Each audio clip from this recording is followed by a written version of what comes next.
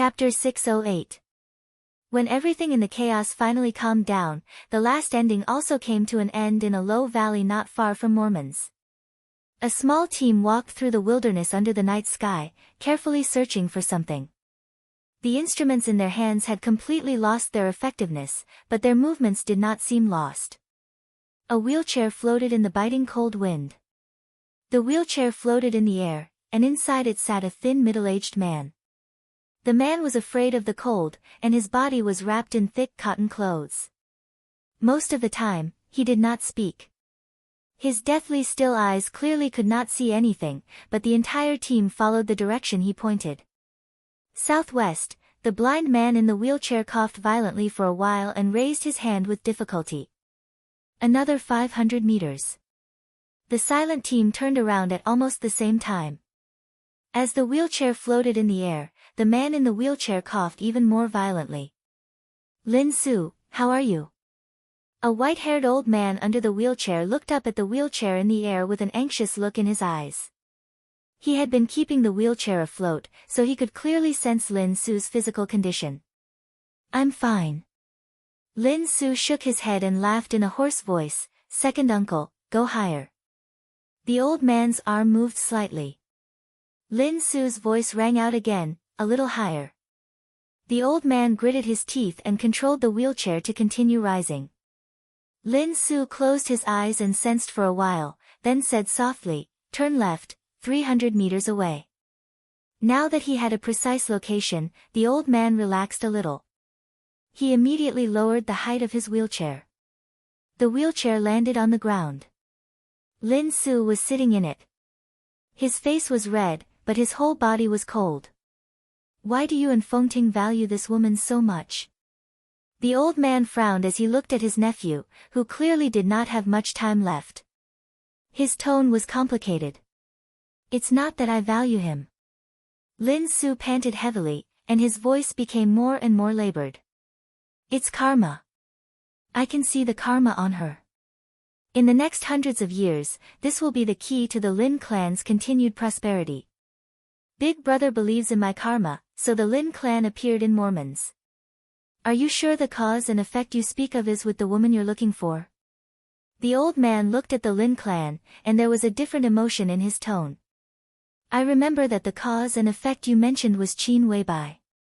And Qin Weibai is in Mormon's. That's what I find the most strange." Lin Su shook his head.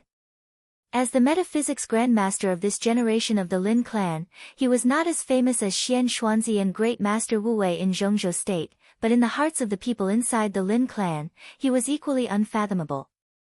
However, at this moment, his thin face showed an unconcealable confusion. "What I saw at first was karma, and Qin Weibai was part of it.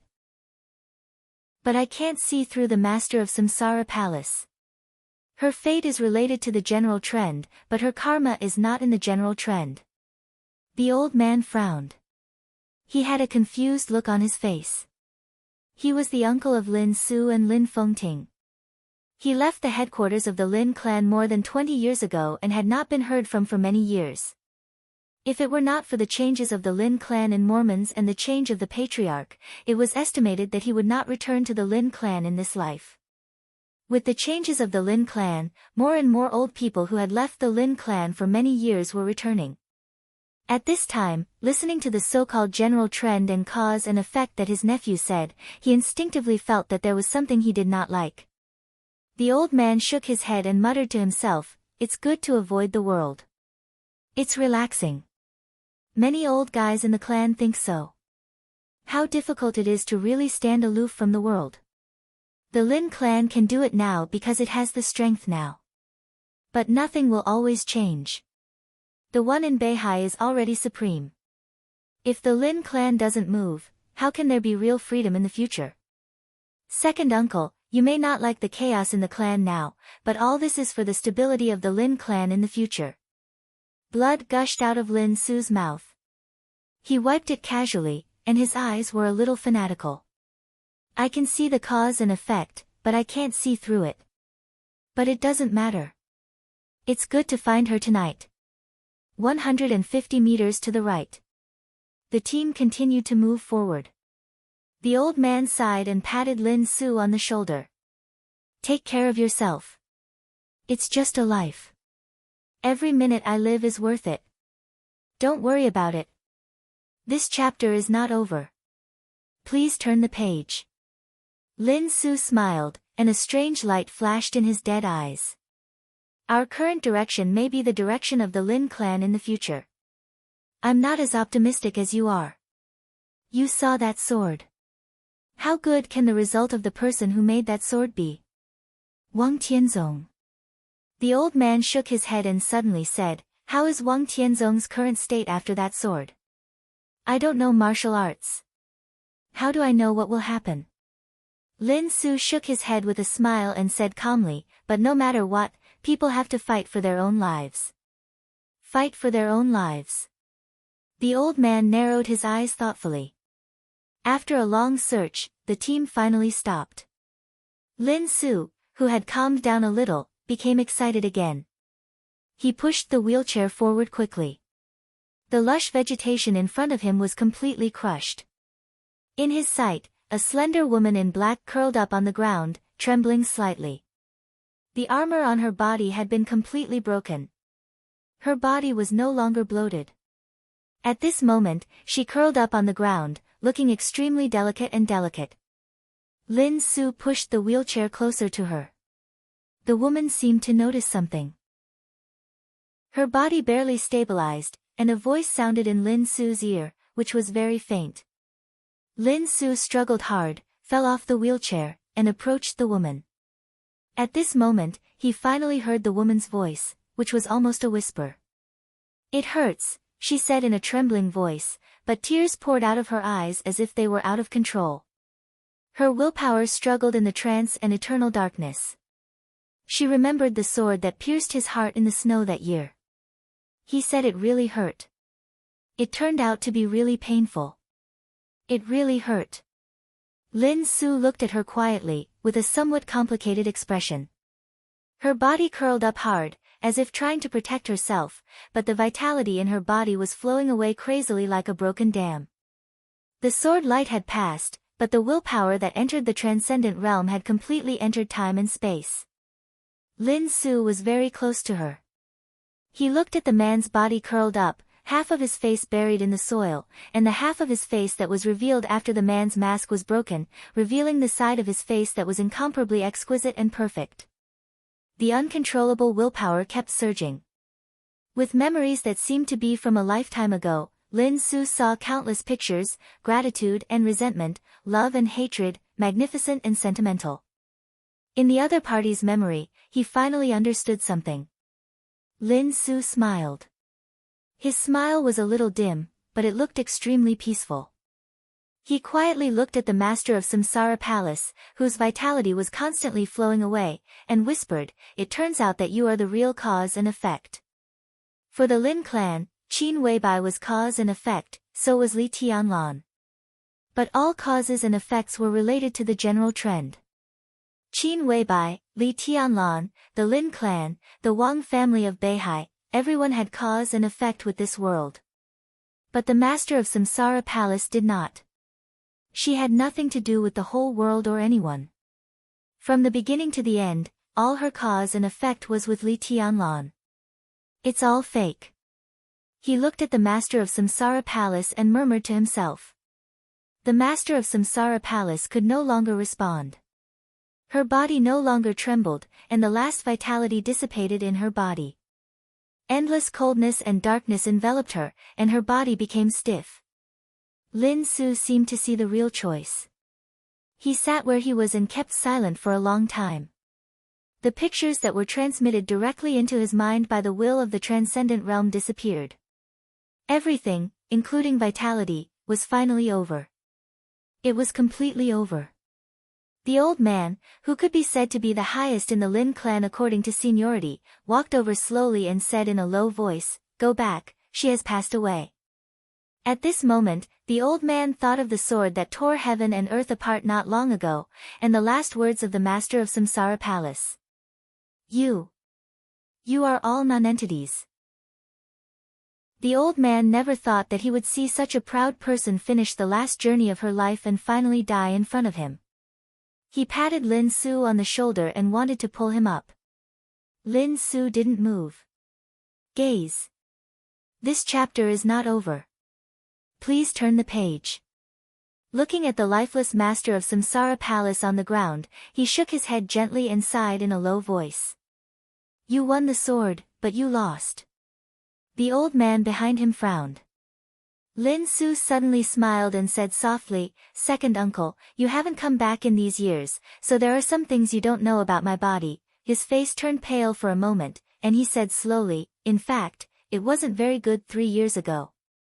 At that time, my brother found Wang Tianzong for me and wanted to trade an immortality with the Wang family of Beihai to prolong my life. That time when he went out, he met Li Tianlan and the master of Samsara Palace. The old man raised his eyebrows and said in a low voice, Did Wang Tianzong refuse? No. Lin Su shook his head. But the conditions were too harsh. Sword Emperor hoped that my brother could help him do 3 things. The old man fell silent. Even in the era of heavenly suns, experts at the peak of the invincible realm were the real big shots. Doing 3 things and agreeing to 3 things were 2 completely different concepts. If Lin Fengting had agreed at that time, what the Wang family of Beihai would get in the future would be much more precious than that immortality. My brother wanted to agree at that time, but I refused. My situation actually had little to do with vitality. Even if I got immortality, I would at most linger on for a few more years, which was meaningless. The most important thing was that I knew that I couldn't do anything in the last few years, so I might as well not do it. Then, that immortality fell into the hands of Li Tianlan, who needed it very much at that time. Lin Su's voice gradually became calm. The old man frowned and thought for a moment. Is this the cause and effect you mentioned? It's part of it. When I refused immortality, I didn't see what happened today. I just thought that if I refused, it would be better for the Lin clan. Using immortality for my poor life is a real waste of God's gift. The old man's eyes became deep. At this time, he didn't know why Lin Su suddenly talked about the Wang family of Beihai and immortality. I'm not saying this to regret anything, but now I'm sure of the fact that I saw 3 years ago again. Second uncle, I'm a useless person. If I stay in the Lin clan, I really can't play any role. He reached out and held the palm of the master of Samsara Palace, which had become a little cold. But she can, you. The old man's face changed dramatically. He wanted to stop him, but it was too late. An incomparably strong warm wave instantly filled the silent and cold world under the curtain of the night. Starlight shone down from the sky, and the world under the night sky was burning and heating up, with unimaginable mystery and luck. Lin Su's face grew calmer, but his eyes began to burn. Stop! The old man's face changed dramatically, and his voice was high and anxious. In any case, he never thought that they would end up like this after finding the master of Samsara Palace. Lin Su might not have thought of it either, but it didn't matter. What mattered was that he made the right decision at the most appropriate time. Lin Su laughed. His skinny face seemed to gradually fill up. In an instant, he had an indescribable elegance about him. His deathly still eyes gradually became lax. Second uncle, guess what I saw? The old man stared at Lin Su's face. His body trembled slightly. I saw it, Lin Su sighed in a low voice. I saw it was worth it. He held the master of Samsara Palace's palm hard. I'm a flash of fire, the strong warm tide surged and gathered. That was the temperature that could burn the world. The high temperature with a faint vitality completely surrounded the body of the master of Samsara Palace. Lin Su smiled softly, and his body gradually disappeared. Maybe he would be unwilling, maybe he would feel regret, but the moment he got close to the master of Samsara Palace, he really saw all the cause and effect, and he also saw it was worth it. His remaining life turned into a residual flame, with the last heat, and instantly reignited the slight vitality of the master of Samsara Palace. There seemed to be an invisible fire burning in the void. The flame swallowed Lin Su's body, and his last voice sounded. Everyone has to fight for his own life. End of this chapter. Bookmark for easy reading. Chapter 609. Before the morning light came, the night had passed. The sky before dawn was dark and solemn. As if bathed in the darkness of the whole world, he slowly walked to the shore from the sea and looked at the mountain that he had been thinking about day and night, which was now close at hand. The dim lights flickered on the mountain. It seemed to be far away, but it also seemed to be very close. He stood on the shore and watched quietly. After a long time, he gently stepped up to the shining mountain in front of him. The flowers and the moon were silent. The rich fragrance of flowers drifted from the other side of the mountain, filling the whole area with the sea breeze. The fragrance was pleasant. He walked in the floating fragrance and deeply sniffed the smell of the grass and trees around him. His eyes were all calm. The mountain was heavily guarded. He walked to the end of the 3-kilometer-long side road and finally reached the foot of the mountain. The military base that guarded the whole mountain operated day and night. The dazzling lights flickered with the smell of iron and blood, completely illuminating the whole foot of the mountain. He didn't hide his figure and slowly walked over. In an instant, countless dazzling lights shone on him. He stood there, looking straight at the endless lights, without saying a word. The whole base was boiling after a short silence. Countless soldiers rushed out and knelt in front of him. The lights disappeared. The voice that shook the whole mountain rolled through the sky. "Your Majesty! Get up!" He silently looked at the crowd in front of him. After a long time, he waved his hand and said, "You did a good job." He walked forward and casually patted the shoulder of a nearby soldier. "Well done." He walked through the crowd unhurriedly and occasionally patted the shoulders or arms of the soldiers around him. This might be the first time for many soldiers of the Beihai Corps to have a close contact with their sword emperor. Countless people stared at his back with fanatical eyes, as if they were worshipping God. He walked through the crowd and looked back at the army that guarded Mount Dibbing day and night. After a moment of silence, he whispered, "Thank you for your hard work." Boom! Amidst the uniform sound, countless soldiers seemed to want to kneel down again. He raised his hand. An extremely surging force suddenly gushed out from the incomparably calm heaven and earth. A huge force acted on everyone's body, causing everyone to stand on the spot. He shook his head and said lightly, "Beihai doesn't have this rule." He slowly turned around and walked along the mountain path to the peak. A hazy whiteness vaguely appeared on the horizon. It was extremely weak, but it dispelled the deepest darkness before dawn. Flowers and plants were in full bloom on Mount Dibbing, and the water was murmuring. Countless subtle sounds were transmitted to his ears, like flowers blooming and withering. He stared deeply at every picture he saw, feeling extremely nostalgic. In his decades of life, this mountain had always been the most beautiful world in his eyes. The morning breeze with the smell of the sea blew over. It was midsummer in Zhongzhou State, but the morning wind was extremely cold. His steady footsteps trembled slightly. He clenched his fists hard, took a deep breath, and continued to move upward. The sweet morning air rushed into his throat. When his feet landed, he could no longer suppress the blood that spurted out of his mouth. He coughed violently, and every cough was accompanied by thick blood and broken internal organs. The wind continued to blow. The golden edges of the black costume shimmered, bright and dignified.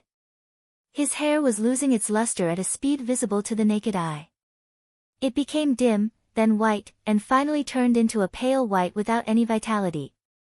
In just a few seconds, with the blood he coughed out, the body that was calm and could almost carry the world had been filled with a sense of decay. He tried to stand up and insist on going up the mountain. But in the cold morning wind, his body moved forward against the wind and was finally blown to the ground.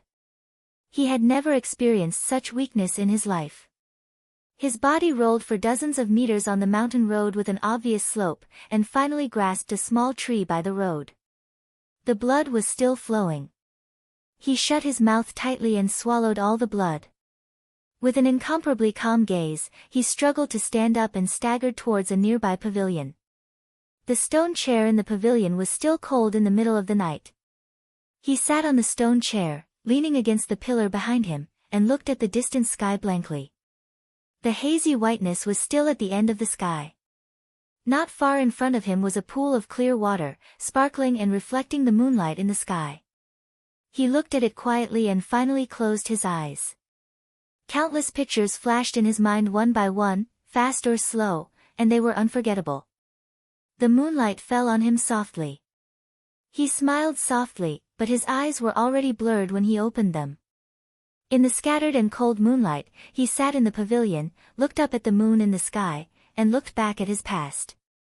In the quiet and cool world, he gently hummed a song with deep affection and melancholy. The silver boat, swaying, bending, hanging in the fluffy sky. What's your name?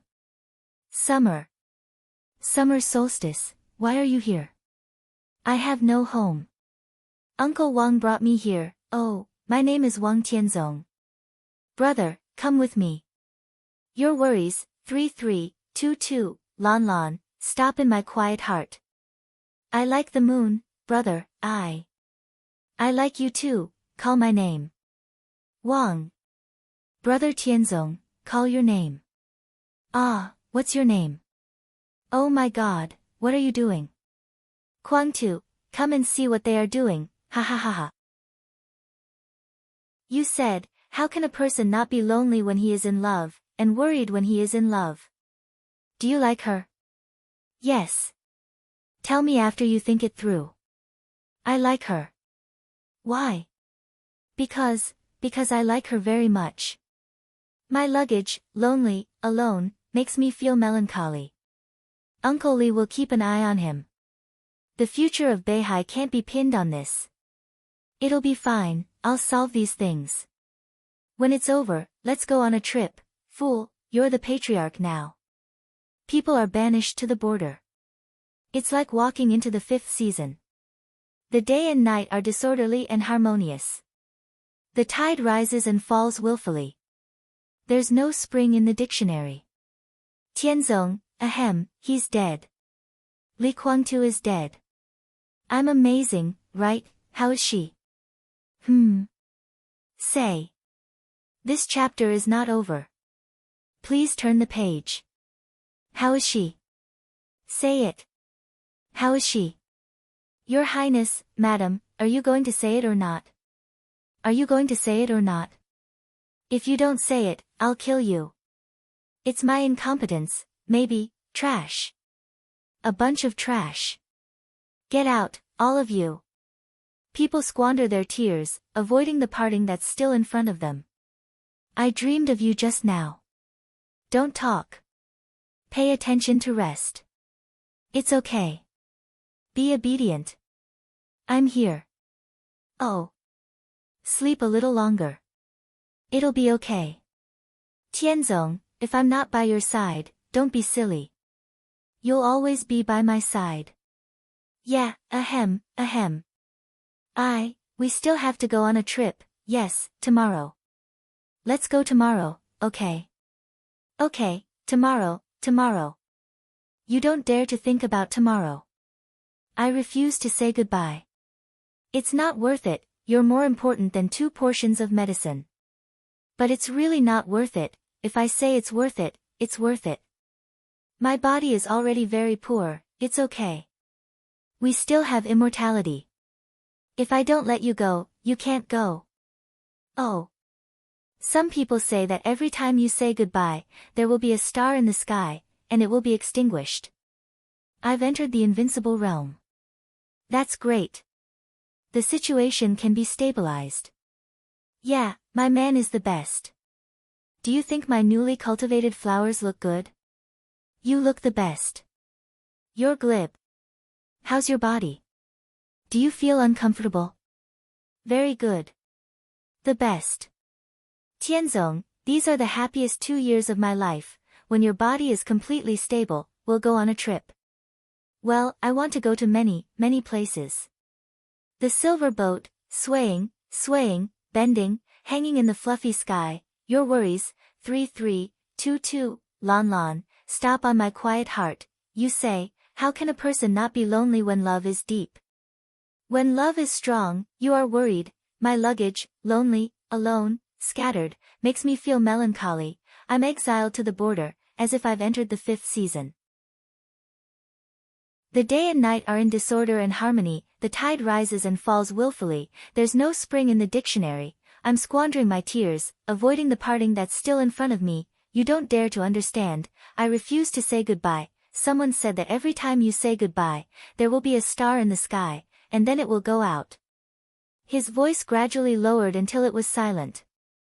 A cold and delicate palm came around his shoulder, silently wiping away the blurriness in his eyes. Wang Tianzong held that palm. Even if he was exerting force, his strength was still extremely weak. I'm back, he whispered. Summer Solstice answered and did not move. Wang Tianzong slowly turned his head. In his sight, there was a face full of tears, pear blossoms in the rain, extremely beautiful. Wang Tianzong looked at her in a daze. This was her most beautiful appearance. He had never gotten tired of seeing it all his life. Sorry, he suddenly smiled, a little bitterly. I still couldn't kill him.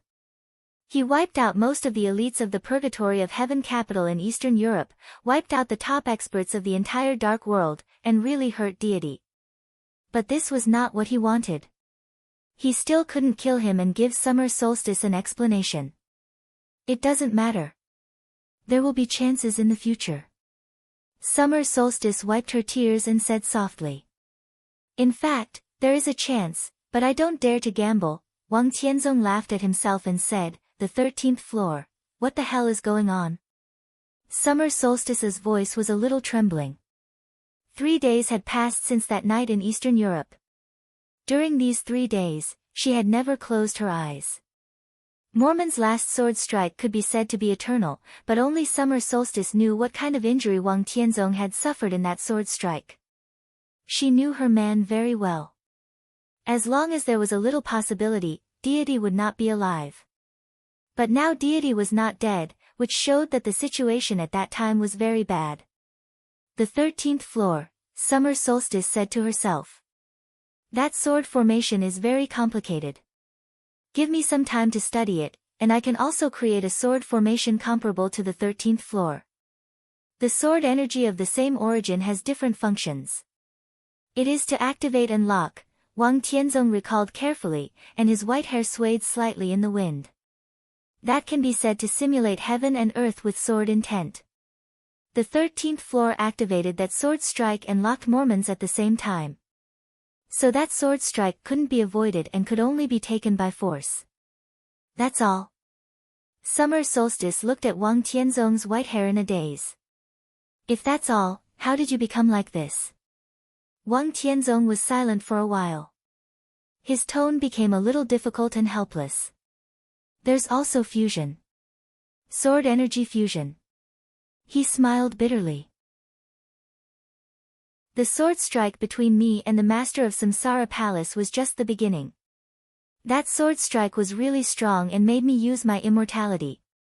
But the sword energy of that sword strike didn't dissipate at that time, so, fusion, Summer Solstice's voice was obviously trembling. Yes. Wang Tianzong nodded. The sword energy of the 13th floor has been integrated with my sword energy. The corners of his mouth twitched, and he said slowly, in the past 3 days, all my efforts have been in vain. I can't suppress the sword energy of the 13th floor. The sword energy has taken root in my body. I can still fight, but the more power I use, the more damage the sword energy in my body will cause to me. In a short time, it's hard for me to find a solution. So Li Kuangtu can't die, and I can't kill him. I can kill Tyrant, and Tyrant is nothing to worry about. If I kill Li Kuangtu, Fengting will definitely take action. With the sword intent in my body, if Fengting tries his best, I may not be his opponent. Even if I can win, once Li Kuangtu dies, the Li family will take revenge madly, and there will be internal and external troubles in the clan. Ha! He suddenly coughed violently. Countless bloodlines burst on his body, and blood flowed down his clothes. I still lost, Wang Tianzong murmured to himself, I lost. In the chaos of Eastern Europe, he got the benefits he wanted and broke through to become the chosen one. But he didn't win. If he didn't win, he would fail. I've sent someone to prepare what you need to recuperate. Summer Solstice's face was pale and bloodless. Drops of blood on Wang Tianzong's body were cutting his heart like a knife. Tianzong, what's the best result? It's hard to have the best result. Wang Tianzong hesitated. This chapter is not over. Please turn the page. Maybe I will recover and can still maintain the current realm, but there will be flaws. I can be regarded as the chosen one, but my state is not good. What's the worst result?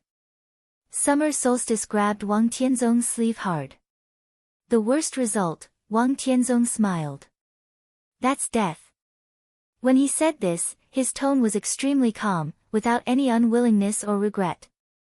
Actually, I thought about it. Wang Tianzong stood up with difficulty and grabbed Summer Solstice's palm. I'd better not come back for the time being. I'll recuperate outside first. He stared at Summer Solstice's face. I still can't help it. I always want to come back and see you, it's okay. Summer Solstice said softly. Her tone was no longer trembling, and she seemed to have completely calmed down. You can recuperate in peace. I'm at home. Sheng Xiao stays in Eastern Europe to negotiate with Snow Country. Wang Tianzong said softly, Snow Country has little room for resistance. In a few days, there should be clear news. The dark world of Snow Country belongs to the Wang family of Beihai in the future. But the situation is not too good. The only good news is that most of the forces in the dark world are no longer a threat to us. But the news of my recuperation must be kept secret. It must be kept secret. Summer Solstice said yes, extremely soft. Wang Tianzong walked forward with weak steps and whispered, I'm afraid my problem can't be solved in a short time. During my recuperation, all the affairs in the clan will be temporarily handed over to Dijiang to deal with. You should keep an eye on it. Dijiang? Summer Solstice was a little stunned and asked subconsciously, why not Xiaoyao? Let Xiaoyao take charge in Eastern Europe. Wang Tianzong's calm voice was filled with deep coldness. Summer Solstice's face kept changing. When Wang Tianzong's will was silent, there was no problem that the young Wang Xingshao could not take over the patriarch's position for the time being. But as Wang Tianzong's younger brother, Wang Xiaoyao was sent to Eastern Europe and Dijiang jumped up. There were too many problems in it. Dijiang and Wang Xiaoyao were both top experts of the half-step invincible realm, that was, the combat capability of the invincible realm. There was no difference in strength, and they were about to break through to the invincible realm. At this time, letting Wang Xiaoyao go to Eastern Europe and Dijiang stay was almost a clear message to the outside world that Wang Tianzong did not trust Wang Xiaoyao.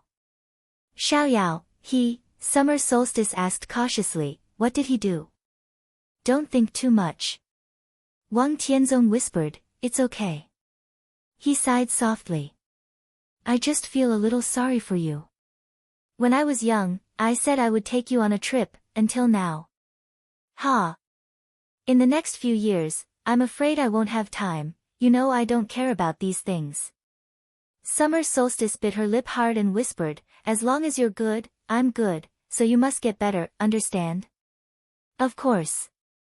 Wang Tianzong nodded with a smile and coughed up another mouthful of blood. With the support of the immortality potion, his vitality was still stable, but the sword energy of the 13-story building had been torturing his body and will cruelly, which made him look weaker and weaker. The two did not choose to go to the top of the mountain. Instead, they turned near the top of the mountain and finally entered the most mysterious number 5 laboratory in Mount Dibbing. The laboratory was located underground. The 2 doors on the ground had been opened. The dark passage with lights spread out, and no one knew how far it was. This was the place where Wang Tianzong was going to recuperate. Wang Tianzong quietly looked at the passage in front of him and was silent for a long time. In the chaos of Eastern Europe, the whole dark world was withering. Fire flaming realm, thunder shocking realm, half-step invincible realm, peak invincible realm, and even the chosen one, after the absolute chaos and glory, everything would be silent. He would also be silent in this passage. No one knew how long it would take, and no one even knew if he would come out again. Wang Tianzong turned his head and looked at Mount Dibbing in his sight. The dawn gradually brightened. The morning sun rose in the distant deep sea. The sun pierced the clouds, and the sky was gorgeous. A new era, he felt the warm sunshine and murmured to himself. No matter what era it is the era of Beihai. Summer solstice said softly, and her tone was extremely firm. Wang Tianzong turned his head to look at his wife. He gently leaned over, kissed her on the face, and whispered, "Wait for me." He seemed to be afraid of something. He looked at Summer Solstice's eyes and said seriously, "Wait for me." "I can wait." Summer Solstice smiled. Tears and smiles appeared on her face at the same time. "Just don't be too long. Don't be too long." Wang Tianzong did not speak.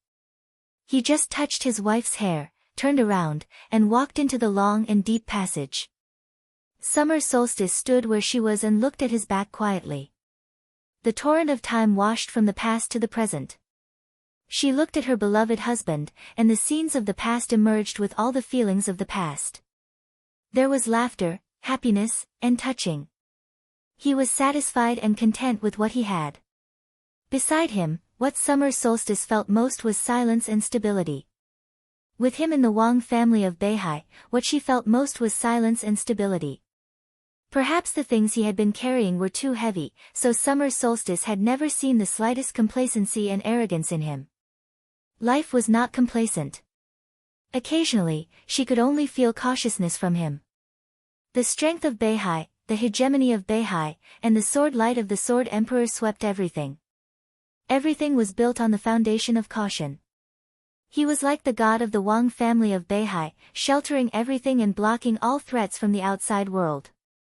For more than 20 years, whether Beihai had returned to its peak or not, the whole Wang family of Beihai seemed to be having a leisurely and happy dream during this short but by no means short period of time. The foolish man never said much. He carried countless things on his shoulders. He cried and was tired, silent, and careful. Summer Solstice was also immersed in this kind of dream for a time. But all the beauty was a dream and eventually became a bubble. Wang Tianzong's figure disappeared in the passage. Summer Solstice looked at the figure before he disappeared. He finally bent down. His hair was white, and his figure was stooped. Summer Solstice stood there, tears gushing out. She woke up from the dream. In the future, the whole Wang family of Beihai would face the cruelty and truth that had been carried by him alone. Summer Solstice didn't know how long it would take. She didn't even know whether it should be longer or shorter. She didn't dare to think about tomorrow. But he still insisted and refused to say goodbye. The door of the No. 5 laboratory gradually closed. Summer Solstice took a deep breath and straightened her body. The sun leaped into the sky. Summer Solstice raised her head and looked at the sky of the new era. The extreme coldness blew over with the wind. The scorching sun hung high, and the whole world was gloomy. This was the new era. It was a world without light. It was a world without dreams. End of Volume 4, end of this chapter, bookmark for easy reading.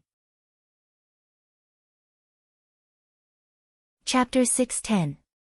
In the dim dream, there seemed to be countless voices thinking in his ears. The scene of the dream seemed to be changing every minute and every second. Fragmented information came in messily, and countless voices were still thinking, which made him upset. Li Tianlan rarely dreamed, but once he did, the content of the dream was often strange. Mountains and seas, fire and ice, saber and sword shadows, and the chaotic dream continued. He dreamed of meeting Qin Weibai for the first time in Huading. He dreamed that Dongqing Rushi took his hand and said that she had liked him for many years. He dreamed that Wang Yuetong looked at him with tears in her eyes and asked him why. He dreamed that the lonely mountain in Lin and appeared in the primeval forest where the Li family had been hiding for many years. He even dreamed that countless people wanted to kill him. In a trance, Li Tianlan felt as if he had died again and again. In the heart-wrenching pain, the shadow of the saber and the sword rushed toward him along with the raging fire. The scene changed to the hazy white mist of the manor. He dreamed that Qin Weibai was holding him tightly, the master of Samsara Palace stood beside him, and flaming fire stabbed him in the chest with a saber. In the distance, he vaguely heard Li Guangtu's roar. The night wind messed up the light and shadow. Qin Weibai flew up and rose high in the sky. In the world full of starlight, there was a touch of black and white that tore apart heaven and earth. The sword light was like the sea. Qin Weibai, who flew high in the sky, turned into Dongqing Rushi, Wang Yuetong, and finally into a woman that Li Tianlan did not know. She rushed toward the sword light, like a moth flying into the fire. Li Tianlan suddenly opened his eyes. The sunlight outside was blocked by the curtains.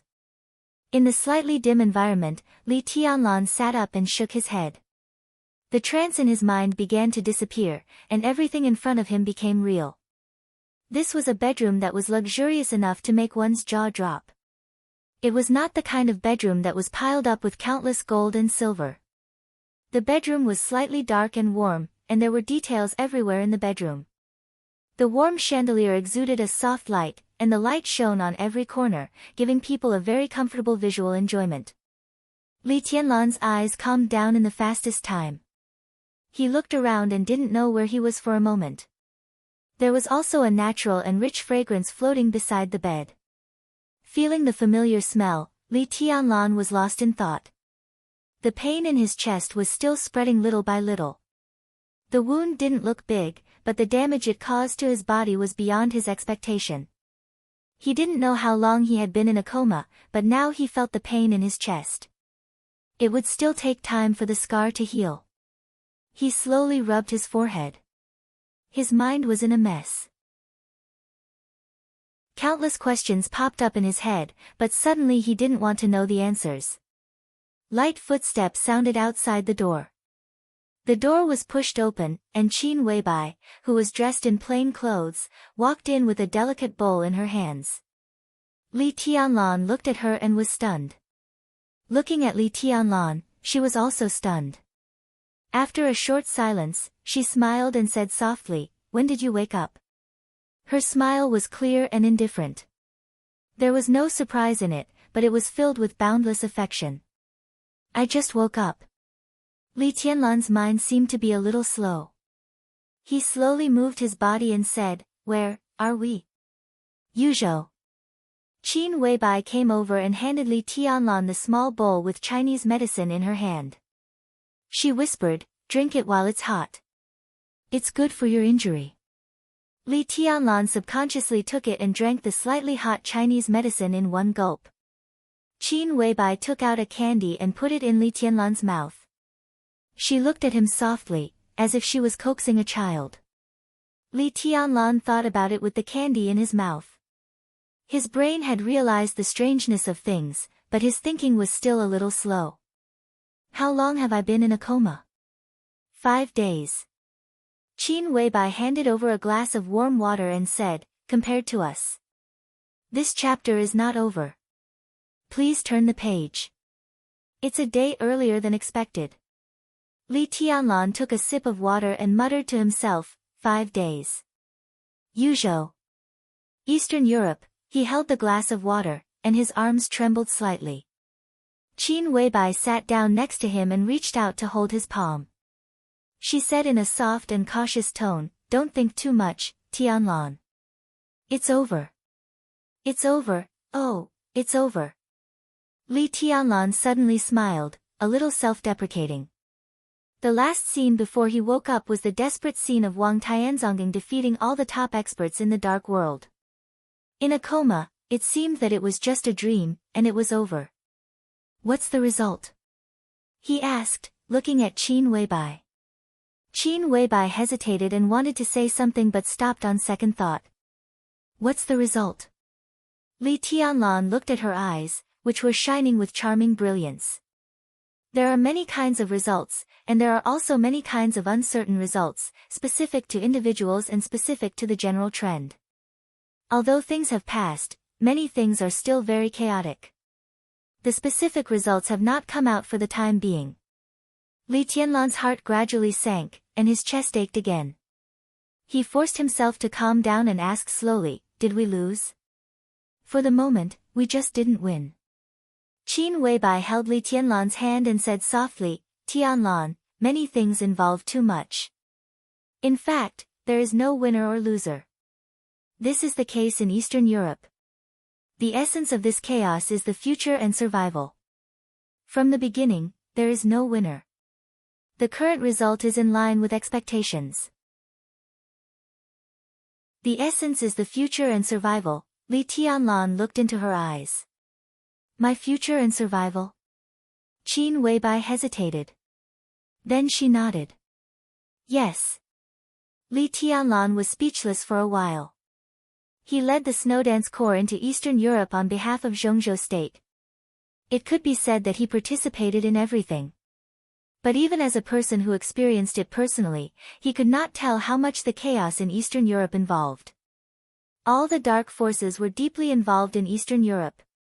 The murderous weapons were broken, the invincible realm experts were killed, the divine and holy lists were fragmented, and the entire dark world was almost completely withered.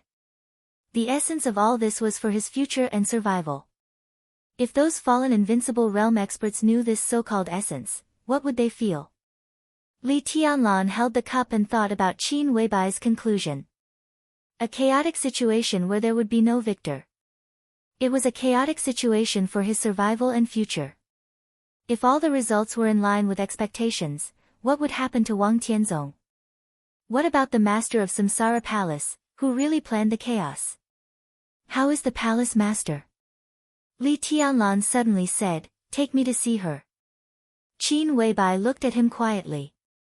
There was a different kind of emotion in her deep and bright eyes. It seemed to be sympathy, but also something else.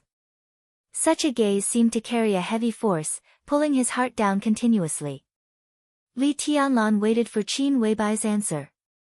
Qin Weibai did not answer. She took out her mobile phone and handed it to Li Tianlan. "The password is the date we first met," Qin Weibai said. Qin Weibai said with an unnatural look on her face. Li Tianlan entered a string of numbers without hesitation and unlocked the mobile phone. A video that had been played countless times and spread far appeared in front of Li Tianlan. Li Tianlan subconsciously slowed down his breathing and clicked the play button. The picture was silent. But that almost eternal sword light lit up in the extremely distant night sky. That was the sword that put an end to the whole era. The sword broke the sky, tore the city apart, and shortened the distance on the edge of life and death, with an unprecedented bright sword. This chapter is not over. Please turn the page. The light burst out completely and became the final ending. Li Tianlan's face gradually turned pale. Through the screen, he could not feel the sword intent of this sword. But in the endless surging colorful light, he could roughly imagine the power of this sword and the price to pay for this sword. An invincible realm expert could not make such a sword. Not even a half-step chosen one. This was the real supreme sword light. It tore the world apart and obliterated everything. This was the last sword move of the master of Samsara Palace in the dark world. She gave up everything without hesitation. When this sword move was made, no matter what Wang Tianzong did, the master of Samsara Palace was bound to die. The so-called bound meant that there would be no accident. Li Tianlan's hand was shaking and could hardly hold the mobile phone. He clicked the screen with his trembling hands several times before pressing the play button again. Over and over again. In the silent picture, the sword light seemed to be the final farewell. Qin Weibai left and then walked in. She held a huge wooden box in her hands and put it beside Li Tianlan. She whispered, "This is for you." Li Tianlan turned his head numbly and opened the wooden box in a daze. The dark giant sword lay in the wooden box. The sun, moon, stars, mountains, lakes, and seas were no longer lustrous. This was Xianyuan Feng. Xianyuan Feng, who belonged to him in the future. Li Tianlan stretched out his hand and gently stroked the blade of the sword. He muttered to himself, "You promised to live. You promised." Qin Weibai lowered her head, and her eyes were slightly red. Is this what she wants? For my survival and future? Li Tianlan looked at Qin Weibai, and his voice was a little sad. This is what she wants most.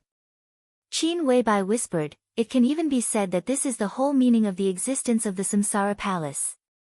Li Tianlan did not speak. He thought of the hug before the blade pierced his chest again. It was so heavy, so gentle, so reluctant, thousands of words and countless times seemed to be condensed in that hug. At this time, in retrospect, all the emotions at that time were clearly determined. "I'm sorry," a light voice rang in his ears. Li Tianlan closed his eyes and whispered, "Why, she said it before." "There shouldn't be shadows in your sky," Qin Weibai whispered. Li Tianlan opened his eyes, and his eyes were in a trance. At this moment, he remembered the meeting with military counselor in the East Emperor Palace in Huading more than 3 years ago. It seemed that military counselor wanted to tell him something from that time. He said that what the master of Samsara Palace wanted was a sky without shadows. Until this moment. Only then did Li Tianlan realize that what she wanted was his sky without shadows. The chaos had already passed. Sometimes it was vigorous, sometimes it was silent. He did not see any of them. But those sword lights and shadows that belonged to the Wang family of Beihai, Kunlun City, and many other forces, which were always hanging over his head and would fall at any time, finally dissipated with the chaos. His future was only bright. The eternal night of Mormons continued. Yuzhou had ushered in a clear sky. Li Tianlan walked to the bed, opened the curtains, and opened the window. The warm and bright sunshine shone on him. In his sight, there was a clear sky. Li Tianlan thought about the hug quietly. Something in his heart seemed to be quietly breaking, and it disappeared completely with the sunshine. His heart was blank. P.S. The first chapter that I haven't seen for a long time. End of this chapter, bookmark for easy reading. Chapter 611.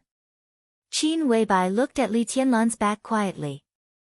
In the bright sunshine, his figure was facing the window, and it was a little dazzling. She looked at the blurred figure and felt lonely. Qin Weibai looked down at her phone. The video played again on the screen had come to an end, and the sword light had disappeared. The era that once belonged to Sword Emperor, Li Kuangtu, Gu Xingyun, Arcis, and many others had officially ended with the complete collapse of this sword light. Everything had become the past. At this moment, Qin Weibai was more sure than anyone that the future world belonged to Li Tianlan. But maybe he would never know what he had lost in that chaos. Qin Weibai felt a little complicated. As the sword light fell, she was still unsure how she felt. She felt relaxed, relieved, and free. She felt as if she had lost all her shackles. Her mind was completely relaxed, but there was no joy or sadness. She was calm and quiet, as if she was gradually losing herself. Li Tianlan seemed to have become her only direction in the world. She walked over gently, put her arms around his waist from behind, and slowly exerted force. "Did you find the body of the palace master?" Li Tianlan patted her palm and asked in a low voice. Qin Weibai shook her head and said nothing. Li Tianlan didn't ask again. That sword light was the strongest sword light he had ever seen in his life, and it was also the limit of his imagination. It was exactly the same as the end of martial arts he saw. When he drove that sword with the peak of the invincible realm, it was hard to say whether the body of the master of Samsara Palace was still there. Li Tianlan's heart ached slightly, and the vast emptiness continued to spread in his heart. All his emotions seemed to be disappearing. The warm sunshine was telling him clearly and cruelly that everything in Eastern Europe had passed away, including the master of Samsara Palace and many people. And the beautiful future built on the bones of Milk Mountain was waving to him. A coma, the transition between the old and the new eras, and the great sense of confusion kept hitting his will. Li Tianlan turned around and held Qin Weibai's body tightly in his arms. The fragrance of nature wafted into his nose. This was the smell he was most attached to and even obsessed with. It was the same feeling when they first met in Huading. It was the same feeling when they snuggled up to each other in the Sky Academy. It was also the same feeling on that dreamlike night. It was the same feeling every time he saw her.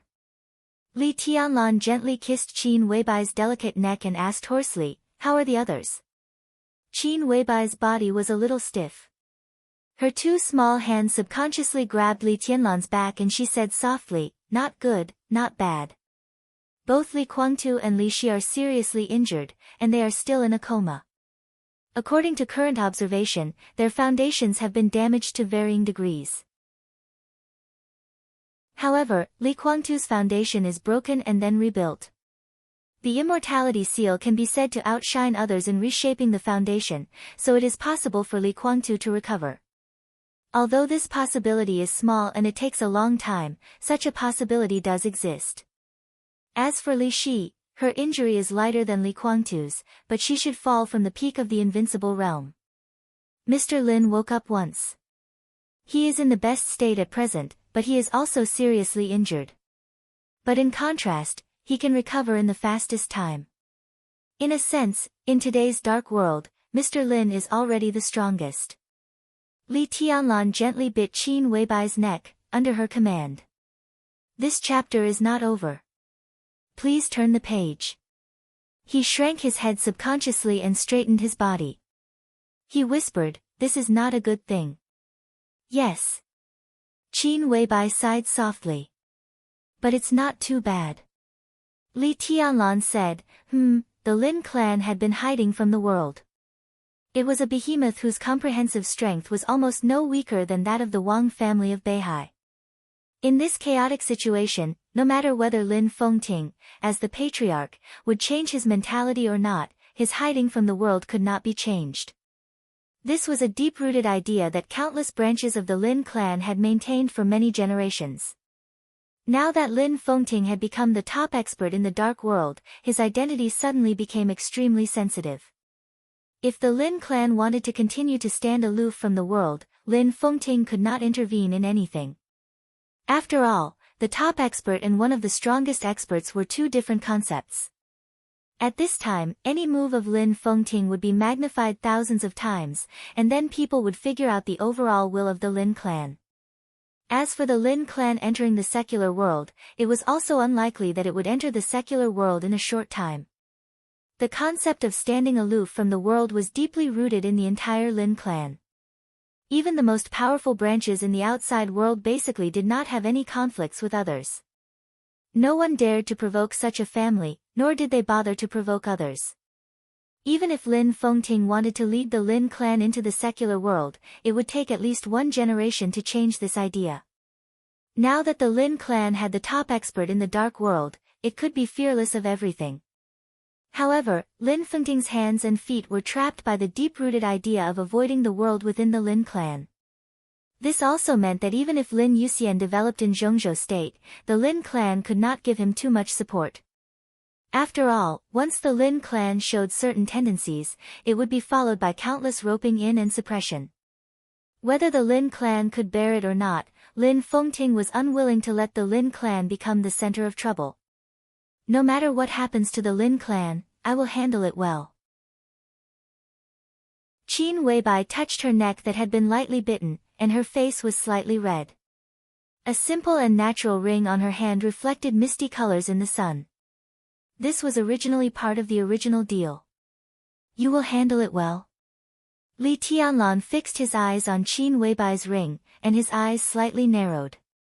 He did not know this ring, but he clearly remembered that this ring had been worn on Lin Fengting's hand before. This is the token of the patriarch of the Lin clan. Qin Weibai handed her hand to Li Tianlan and whispered, "I am now the acting patriarch of the Lin clan, and I have been tacitly approved by the largest branches of the Lin clan. With Mr. Lin's support, I will soon take over everything and handle everything well." Li Tianlan looked at the ring in Qin Weibai's hand with a dull face. The patriarch of the Lin clan. Qin Weibai. He didn't know about such a deal, so when the two words were combined together, he only felt crazy. Was the Lin clan crazy, or was Lin Fengting crazy? He handed the Lin clan to you? Li Tianlan's mouth moved, and he asked incredulously. It's escrow. The time limit is about 20 years. The specific situation depends on the growth of the next heir of the Lin clan. Qin Weibai explained briefly. So. Li Tianlan looked at Qin Weibai. Will you belong to the Lin clan in the future? No. Qin Weibai shook her head gently. I have always belonged to you. And the Lin clan now belongs to me. Li Tianlan smiled bitterly. The change of the supreme power of the Lin clan was destined to be just the beginning. The extremely chaotic situation would end. Please turn the page if this chapter is not over. After that, the dark world, which was being shuffled, seemed to return to the original point. No one knew how many things would happen in the following time. How about Eastern Europe? Li Tianlan asked. President Li Huaqing returned to Zhongzhou State from Eastern Europe yesterday. Our position in the 5 Eastern European countries is stable. The biggest problem is in Snow Country. At present, everyone, including Zhongzhou State, is talking to Snow Country. However, Snow Country's intention is very clear. They have been contacting the Wang family of Beihai. At present, it seems to be nothing, but when things are really in a stalemate to a certain extent, Zhongzhou State may not be willing to fight with the Wang family of Beihai to the end. It's not that they don't have the strength, but it's unnecessary. But it's different for us. Li Tianlan's voice was a little cold. Qin Weibai nodded. I've arranged some backups, but I don't know if they are useful. As soon as she finished speaking, the text message prompt on her mobile phone rang. Qin Weibai picked up the phone and looked at it, narrowing her eyes slightly. It's useless. She whispered, I just received news that Wang Xingxiao, who was responsible for negotiating with Snow Country on behalf of the Wang family of Beihai, was ambushed on his way to the hotel after leaving the palace of Snow Country. The assailant was General Yellencat, a famous general of Snow Country. The general led dozens of trusted subordinates to attack him on Kamas Wissen Street.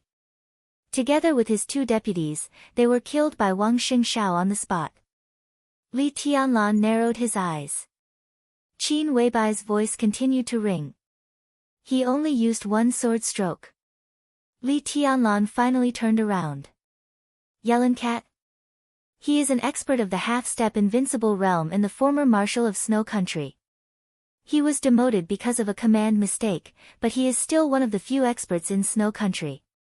Of his 2 deputies, one is already at the peak of the Thunder-Shocking realm, and the other has stabilized the Thunder-Shocking realm and has Thunder Vein.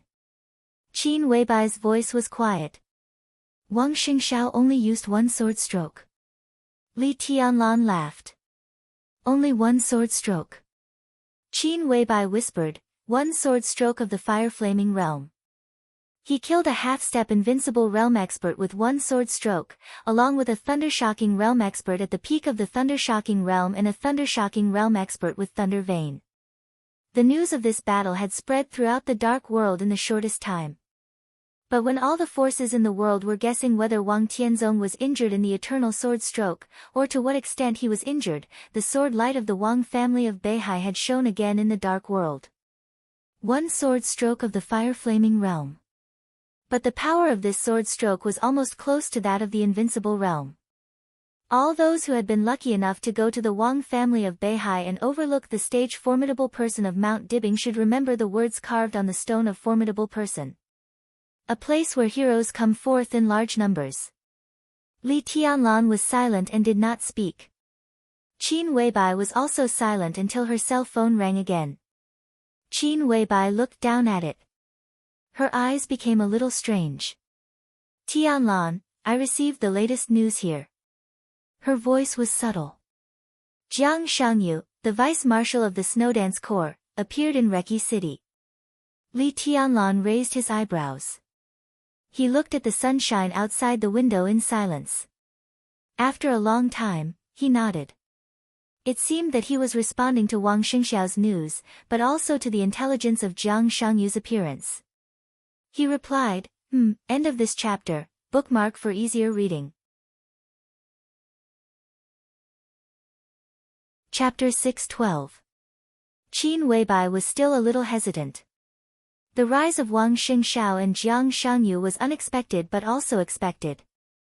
In any case, it was not something that would make people worry too much. It could only be regarded as a new atmosphere at the beginning of a new era. She hesitated because she didn't know how to tell Li Tianlan. For all parties, the chaos in Eastern Europe could be said to be a heavy loss, even a tragic one. This was a chaotic situation with no winner. It was doomed. They were failing in all aspects. Some were unable to recover from the setback, while others were silently healing with heavy losses. Wang Tianzong didn't win. The master of Samsara Palace didn't win. Li Tianlan, who seemed to get the most, didn't win. Qin Weibai had the confidence to deal with a lot of things, but at this time, she felt that the news she was about to speak and the situation she might face next were extremely tricky. It was about Dongqing Rushi's injury. It was the devil troop of the Wang family of Beihai that seriously injured Dongqing Rushi. Wang Yuetong, the little princess of the Wang family of Beihai. She was running around for Li Tianlan in Tiannan. This was destined to be an equally chaotic entanglement. What would Li Tianlan do when he knew? He couldn't give up anything, but he was destined to lose something. The master of Samsara Palace, Wang Yuetong, Dongqing Rushi, such a result was equally tragic for Li Tianlan. Qin Weibai thought quietly, and her face was a little pale. What's wrong? Li Tianlan turned around and looked at Qin Weibai and asked. Qin Weibai shook her head and didn't speak. Li Tianlan didn't care and said softly, go out for a walk. He walked over and naturally took her palm. Qin Weibai walked out with her head down and followed Li Tianlan, extremely docile. The morning breeze blew over the moment the door opened with the light fragrance of flowers. Everything was green and bright. Unlike the bedroom, which was full of modern style and comfortable layout, everything outside was as exquisite and beautiful as an ancient palace. There were flowers and green grass, neat and clean small stone roads, and the clear sound of running water could be heard not far away. Li Tianlan looked at the mottled wall in front of him, but it didn't look old. Instead, it looked extremely vicissitudes. He asked again, where is this? Prince Yong's mansion. Qin Weibai hesitated and whispered. Li Tianlan narrowed his eyes. Before he came of age, he spent most of his life in the Li family's camp built in the primeval forest. However, he was no stranger to Yuzhou. It was just that in the mouth of Li Honghe back then, this bustling big city was like a distant fantasy. He had heard of Prince Yong. If this chapter is not finished, please turn the page. The mansion was one of the largest and most complete relics of the previous dynasty preserved in Yuzhou. It was said that it had been opened to the public 100 years ago. At that time, it was a very famous scenic spot in Yuzhou. However, it had been sealed for nearly 100 years. Li Tianlan never thought that he would appear here after waking up. He thought of the bedroom he had woken up in. Where is this? Li Tianlan finally turned around to look at Qin Weibai and asked seriously. This is, Qin Weibai hesitated and finally smiled bitterly. This is the property of the Bai family. The Bai family obtained the property rights of the Prince of Yong's residence. In recent years, after the Bai family renovated the residence, they treated it as. She looked into Li Tianlan's eyes and held his hand hard. After the Bai family renovated it, they have made it your wedding house, Li Tianlan murmured to himself. Looking at Qin Weibai's eyes, his heart sank slightly. In the eyes of the Bai family, the bride of the wedding house related to him was naturally Dongqing Rushi. But since he woke up until now, Dongqing Rushi had never appeared. His voice became a little hoarse. Where is Rushi? Rushi is still recovering. Feeling Li Tianlan's cold palm, Qin Weibai bit her lip. She is in a private hospital nearby. Mr. Lin, Li Kuangtu, and the others are all there. I can take you there.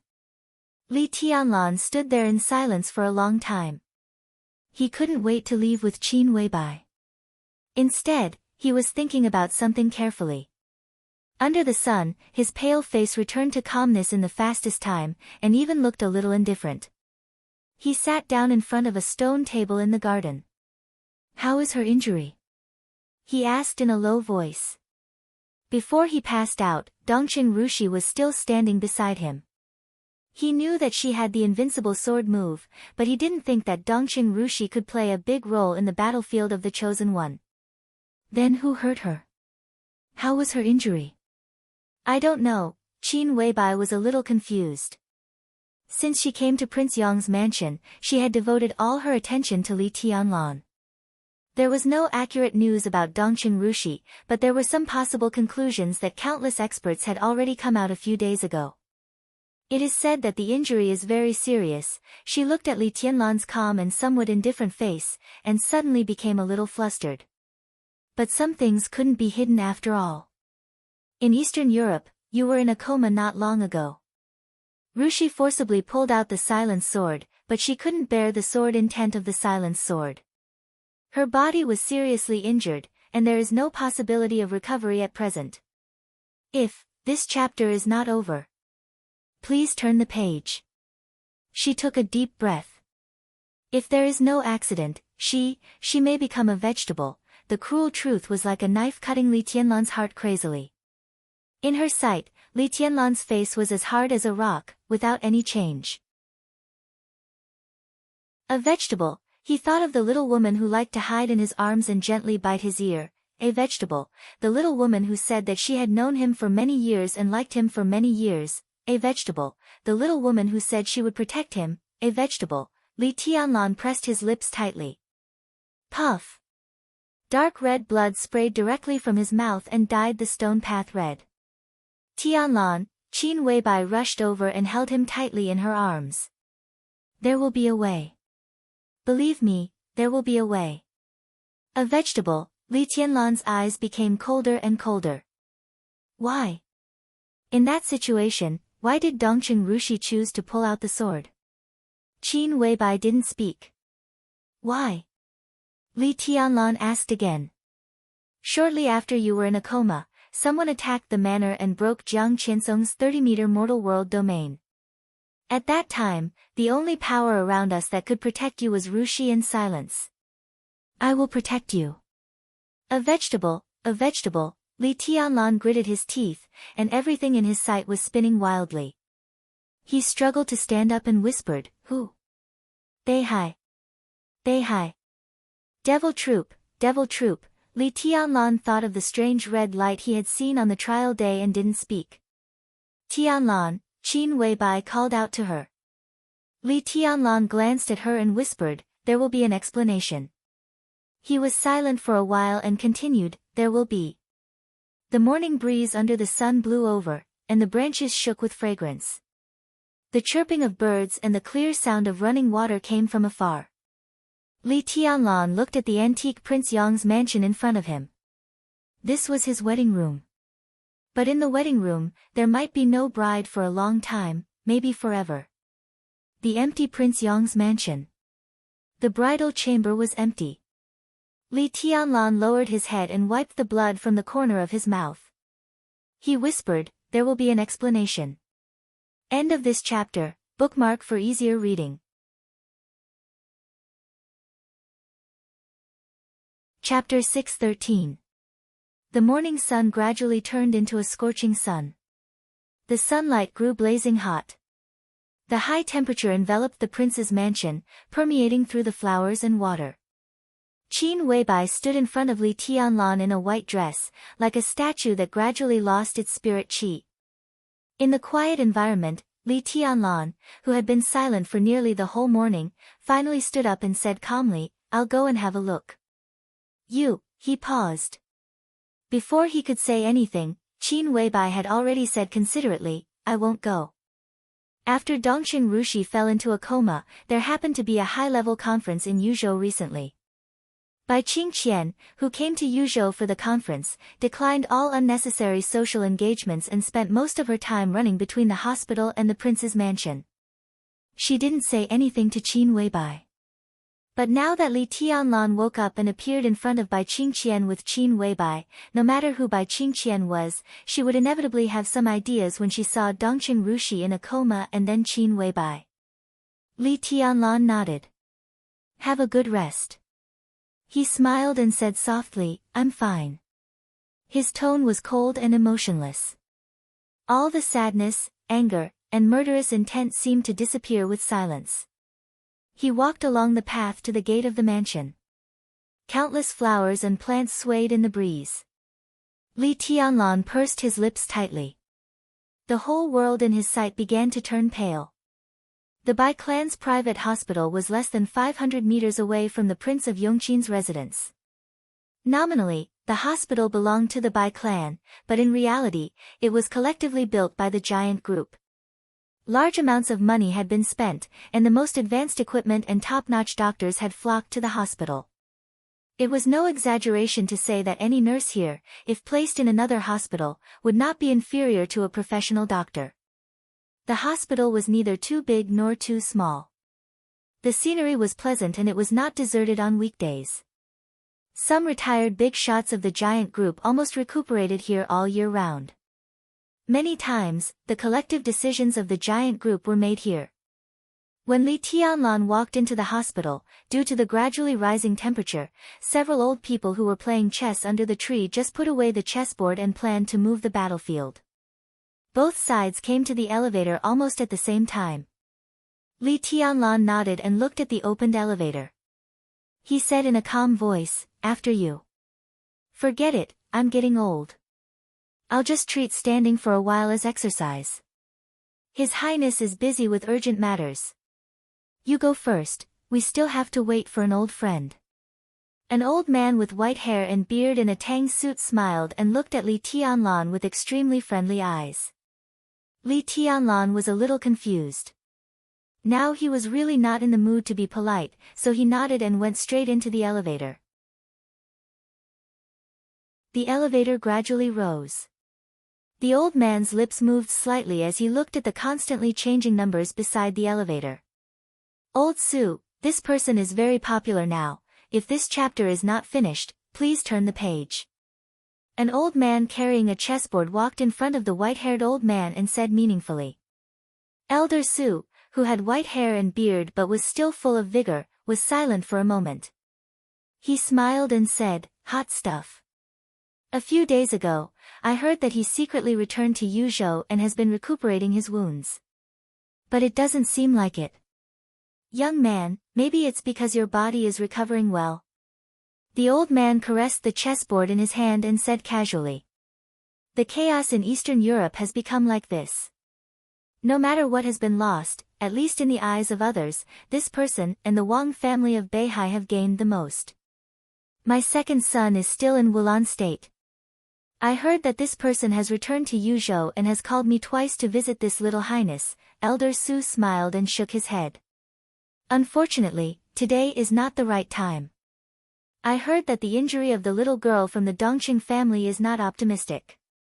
The old man carrying the chessboard hesitated. "It doesn't affect the overall situation. Marshal Li's position can't be changed."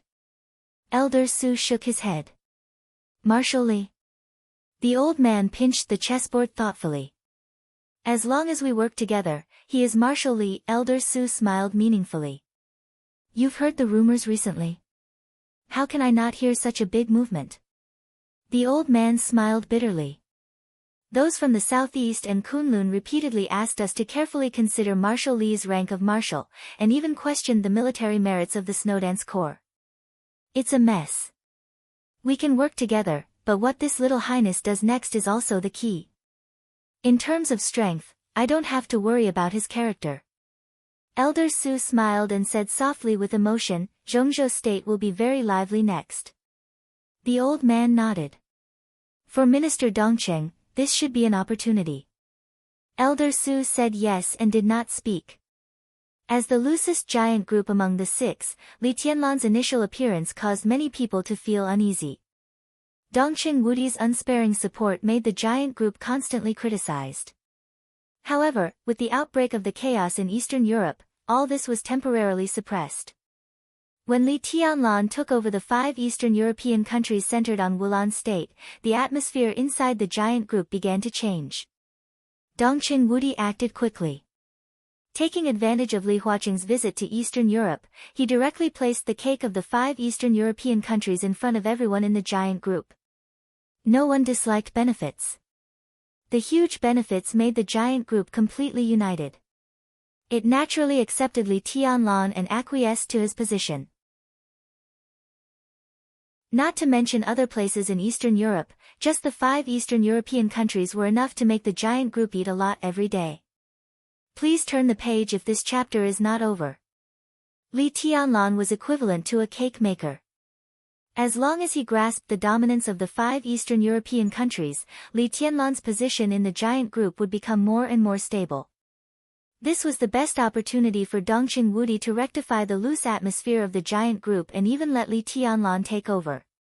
The elevator stopped on the 9th floor and then went all the way down.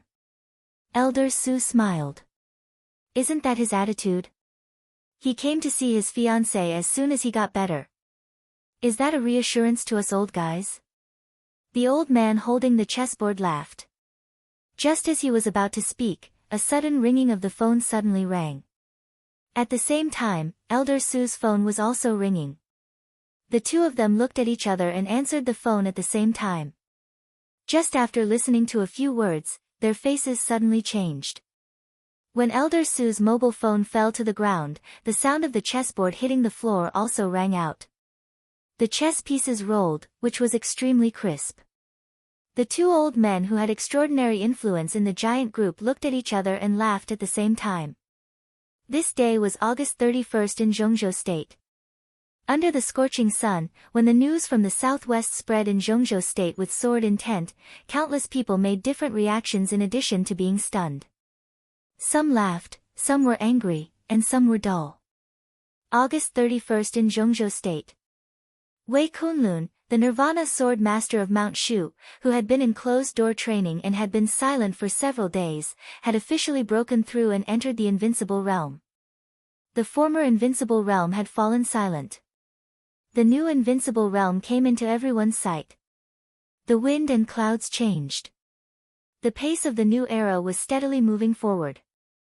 And this exciting news was constantly spreading with intelligence that no one knew whether it was good news or bad news. Wei Kunlun made a very important decision as soon as he came out of closed-door training. While the news from the southwest was still spreading in Zhongzhou State, the new Invincible Realm expert in Zhongzhou State had boarded the plane to Yuzhou with his 3 personal disciples. After the news was repeatedly confirmed countless times, it finally became a fact. Wei Kunlun, the new Invincible Realm expert in Zhongzhou State, wanted to find a famous teacher for his 3 personal disciples who had been stuck in the bottleneck period. The famous teacher was in Yuzhou. Wei Kunlun wanted his 3 disciples to learn swordsmanship from Li Tianlan in the next period of time. The wind and clouds surged. Mount Shu, which had been low-key for many years with thousands of sword intent, appeared for the first time in the new era under the sky without shadow. It appeared in front of everyone and appeared beside Li Tianlan. And the pace of the new era was still going on. End of this chapter, bookmark for easier reading. Chapter 6:14. The 9th floor was the top floor of the hospital and also the quietest area in the whole hospital. Occasionally, nurses and doctors shuttled back and forth with light and quick footsteps. Everyone's face was tense and solemn. As soon as the elevator door opened, Li Tianlan noticed a few bright red letters on the wall. He didn't understand English and didn't know the full name of these letters, but he knew the meaning of these letters when put together. The 9th floor was the most serious place in the hospital.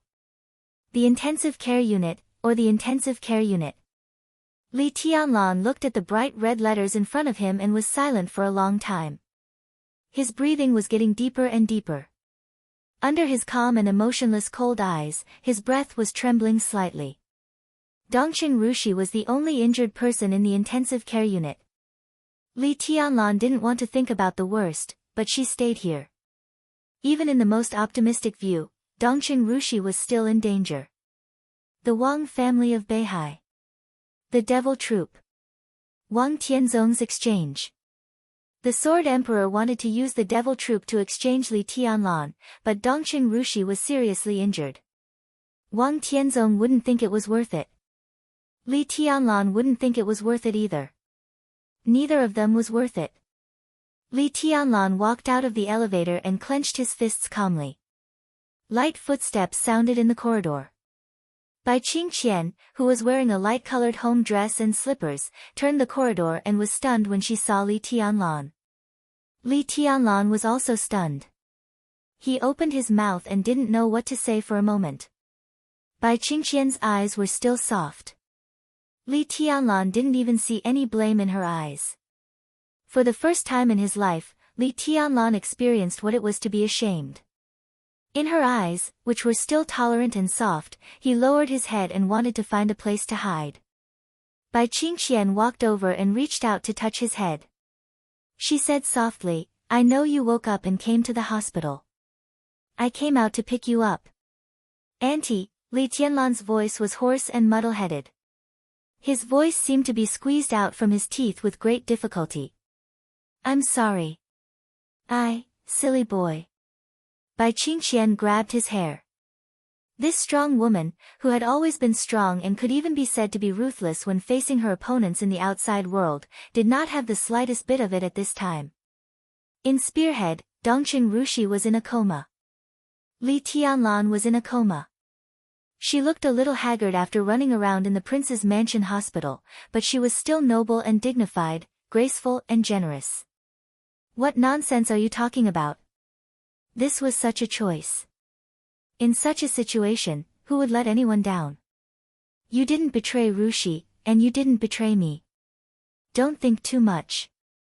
Li Tianlan shook his head and said nothing. Dongqing Rushi took Li Tianlan's hand and led him to the ward.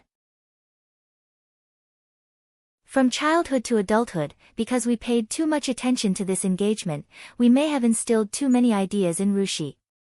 She didn't have any rebellious mentality, but she also attached great importance to this engagement. "Tianlan, this is your luck, and also Rushi's luck. You will become husband and wife in the future, and you will be the most intimate person in your life. If I can draw my sword for you, I will be very happy." Men and women were husband and wife. When in danger, the man would stand in front of the woman. It was only right and proper. But since they were husband and wife, why couldn't the woman stand up when the man was temporarily powerless? It was very important for Rushi to step forward this time. "I heard about the sword in Eastern Europe. That sword can make you know who Rushi is in your heart, and it can also make Rushi know that you are in her heart. This chapter is not over, please turn the page." Her identity. The door of the ward was pushed open. Bai Qingqian led Li Tianlan in. The layout of the ward was no less than that of a luxury suite, and the room was filled with a faint fragrance. Li Tianlan passed by the living room, stood in front of the door of the bedroom, and pushed open the bedroom door. The strong smell of herbs filled the ward. On the wide bed, the woman who had stood in front of him in Mormons and pulled out silence in the face of the elites of the Devil Troop and the Beihai Corps was lying quietly on the bed. Her body seemed to be lying there without any strength. Her face was pale, and she was motionless. She was beautiful and thin. Li Tianlan carefully walked over and held Dongqing Rushi's palm. The slender white hand was soft in his hand at this time, without any strength. Li Tianlan held Dongqing Rushi's cold palm and was silent for a long time. The doctor just checked. The next week is the key. Whether Rushi can survive or not depends on the next week. But the doctor is still very optimistic. Rushi has a strong desire to live, so he should be able to survive. That's not good. Should be able, very optimistic, feeling the state of Dongqing Rushi's body, Li Tianlan's mouth moved reluctantly. He thought of Qin Weibai's words. It seemed that he had never thought that Dongqing Rushi would die. Now that he thought about it, it turned out that being a vegetable was the most optimistic ending. Vegetable. Vegetable, the Wang family of Beihai. The Devil Troop. The Devil Troop, Li Tianlan's heart suddenly twitched. He stared at Dongqing Rushi's face and sniffed. Dongqing Rushi lay there quietly, motionless. Li Tianlan bent down, got close to Dongqing Rushi's ear, and whispered, "I'm fine." In the weak breath that chilled his heart, he gently bit her ear and said softly, "When you wake up, I'll marry you." In a trance, Dongqing Rushi's eyelashes moved. She seemed to move, but also seemed not to move. Li Tianlan didn't look at her, and he was not in the mood to look at her. He straightened up and walked straight out of the ward. Bai Qingqian stood at the door and looked at him, wanting to say something but stopping on second thought. Li Tianlan seemed to have completely calmed down. He smiled and whispered, "Auntie, I'm leaving." "Where do you want to go?" Bai Qingqian asked subconsciously. For some reason, she suddenly felt a little uneasy. Li Tianlan was too quiet, so quiet that she felt a little crazy. "I'm going to see the others." Li Tianlan's voice was extremely calm. "Tianlan," Bai Qingqian looked at Li Tianlan's eyes. "Promise me, don't be impulsive." "Of course." Li Tianlan smiled softly and calmly. "But there are some things that need to be explained." He nodded to Bai Qingqian, walked out of the ward calmly, went out of the corridor at a speed that was almost escaping, and entered the elevator. There was no one in the elevator. Li Tianlan's palm grasped the metal wall of the elevator tightly, and he gasped for breath. His eyes became calmer and calmer, but his 5 fingers pierced through the metal wall of the elevator. "This chapter is not over, please turn the page." 5 dark finger holes were left on the wall. The elevator stopped in the first ward. Li Tianlan walked out of the hall and headed for the second ward. Lin Yuxian, who was also a little pale, hurried over. When he saw Li Tianlan, he breathed a sigh of relief. "I just received a call from my sister saying that you woke up. I guess you will come here. How is it?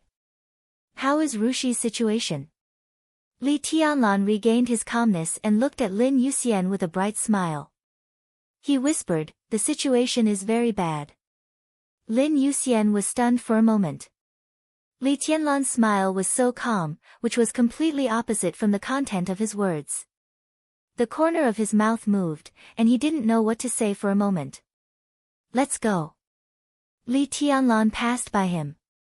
"To see Mr. Lin." Lin Yuxian frowned and followed him subconsciously. The temperature was rising. The breeze in the hospital shook the flowers and plants.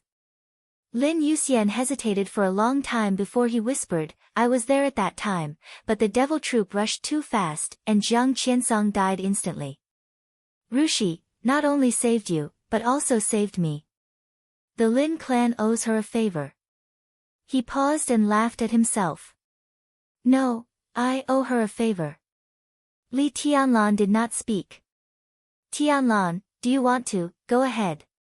Li Tianlan suddenly interrupted him. "What is the most spectacular place in the dark world?" Lin Yuxian was stunned. The most spectacular place in the dark world? He was still thinking, but Li Tianlan had continued. "I heard of a place when I was a child." He said softly, gently, and calmly, "That's the story my grandfather told me. It's a stone platform built on the top of a mountain. In the middle of the stone platform, there is a stone that has faced the sky and the sea for hundreds of years. He said that there are many names engraved on that stone. The romance of the dark world for hundreds of years is almost all on that stone. That should be the most spectacular place in the dark world." Lin Yuxian's face gradually changed. "Have you ever been to Mount Dibbing and the stage of Formidable Person?" Li Tianlan suddenly asked. Lin Yuxian shook his head subconsciously. He had been to Mount Dibbing when he was a child, but he had never been to the stage of Formidable Person. It was a forbidden area of the Wang family of Beihai. It was occasionally open to entertain real distinguished guests and big shots. Mount Dibbing, the stage of formidable person, Li Tianlan narrowed his eyes and smiled. I haven't been there either. He walked forward and was silent for a long time. Then he whispered, I want to have a look. It was like a thunder rolling through the clear sky. Lin Yuxian looked at him with a dull face. He seemed to realize that what he said was inappropriate. So Li Tianlan calmly modified his wording. I'm going to have a look. That kind of madness seemed to be venting in the calmest way. It was suppressed, but it was extremely ferocious. It was threatening. Li Tianlan kept moving forward. The noon sun illuminated the clear sky for thousands of miles. The light fell with high temperature and fell on Li Tianlan. Li Tianlan looked up at the sky. Under the sun, his figure was straight, like the sun. End of this chapter, bookmark for easy reading.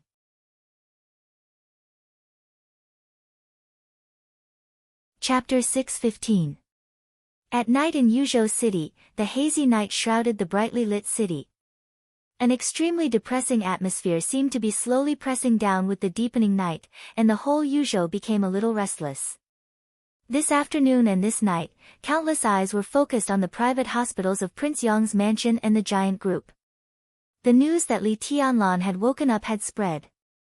Everyone wanted to know what Li Tianlan, who had experienced the chaos in Eastern Europe and played an important role, would do when faced with everything after waking up.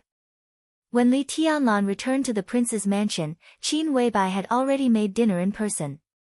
Several side dishes were relatively light, and the white porridge was just right. Li Tianlan ate and chatted with Qin Weibai as usual, cleaning up the dishes and chopsticks together. The news broadcast in the living room had come to an end. The last news was about the wounded of the Snowdance Corps who would return to China for treatment in the near future. As for Marshal Li Tianlan of the Snowdance Corps and the military merits of the Snowdance Corps, at least for now, the news did not mention a word. Li Tianlan sat on the sofa, lit a cigarette, and watched TV quietly.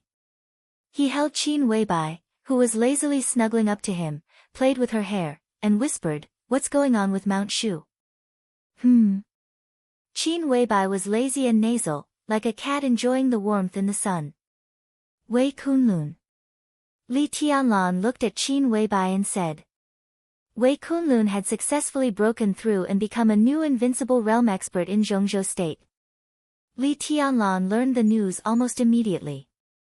What followed was that the new invincible realm expert actually asked his 3 disciples to learn swordsmanship from him. Behind such an incredible move, there was no greater kindness. Li Tianlan communicated with Dongqing Wudi as soon as he heard the news. Dongqing Wudi said that the matter of Mount Shu had nothing to do with him. He also called Li Honghe, who was still in Linfen. Li Honghe frankly admitted that he could influence Yun Qinshi, the Phantom Sword Master, but he was also confused about Wei Kunlun. As for the academics, Li Tianlan was just in a cooperative relationship with them. Even if the academics had a good card like Wei Kunlun in their hands, it was impossible for them to hand it over to him. Moreover, Mount Shu was located in the southwest with thousands of sword energy. In the martial arts and the dark realm in the southwest of Zhongzhou State, it could be called the unique king. The southwest was the headquarters of the Prince Group.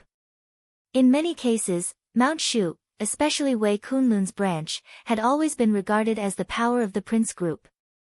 Now Wei Kunlun's elder brother, Wei Tianheng, was one of the deputy ministers of the army headquarters of Zhongzhou State and the real tycoon of the Prince Group. No one would believe that Mount Shu would become a pawn in the hands of the academics, the sworn enemy of the Prince Group. In this way, Wei Kunlun, whom he had never met, suddenly showed such great kindness to Li Tianlan. Excluding the new invincible realm expert's affection for Li Tianlan, the only driving force behind the scenes was the Samsara Palace. The look in Qin Weibai's eyes was somewhat complicated. He should have already gotten off the plane and is on his way here. When he arrives, let him talk to you. If this chapter is not finished, please turn the page. Li Tianlan took a deep look at him and nodded. Qin Weibai arched into Li Tianlan's arms, as if she wanted him to hold her more comfortably. She was silent for a while and asked carefully, "How is Rushi?" "She's not doing well." Li Tianlan's tone was so ordinary that even he himself felt it incredible. At present, being in a vegetative state is the best result. I had a talk with the experts in the afternoon. In theory, there is a possibility of recovery, but it will take a long time. Being in a vegetative state, Qin Weibai was thinking about the Master of Samsara Palace's scheme. After countless replays of the final battle, she was more and more sure of the Master of Samsara Palace's plan. From the beginning, the Master of Samsara Palace did not pin all her hopes on Li Tianlan staying in Reki City. She hoped that Li Tianlan would stay there. But even if he appeared in Mormons, Dongqing Rushi could still be her bargaining chip. She just didn't know if she would predict Dongqing Rushi's ending, and whether she would feel distressed and guilty. Qin Weibai smiled self-deprecatingly. That woman. Maybe she didn't care about anyone or anything at all except Li Tianlan. It will get better. She looked up at him in Li Tianlan's arms and gently touched his face. Do you think I should regret it? Li Tianlan suddenly asked. He thought quietly. Some problems seem to be clear, but I don't seem to understand.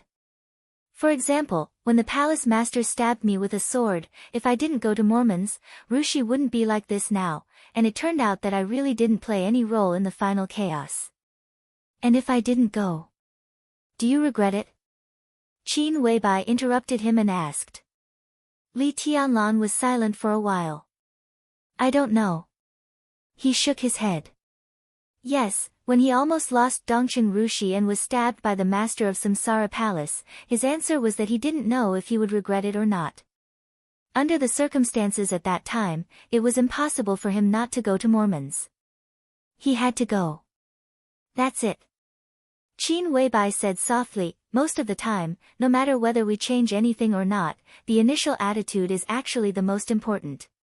You don't know if you will regret it, but I can be sure that if you don't go to Mormons that night, Zhongzhou State will be disappointed with you, and you will be disappointed with yourself.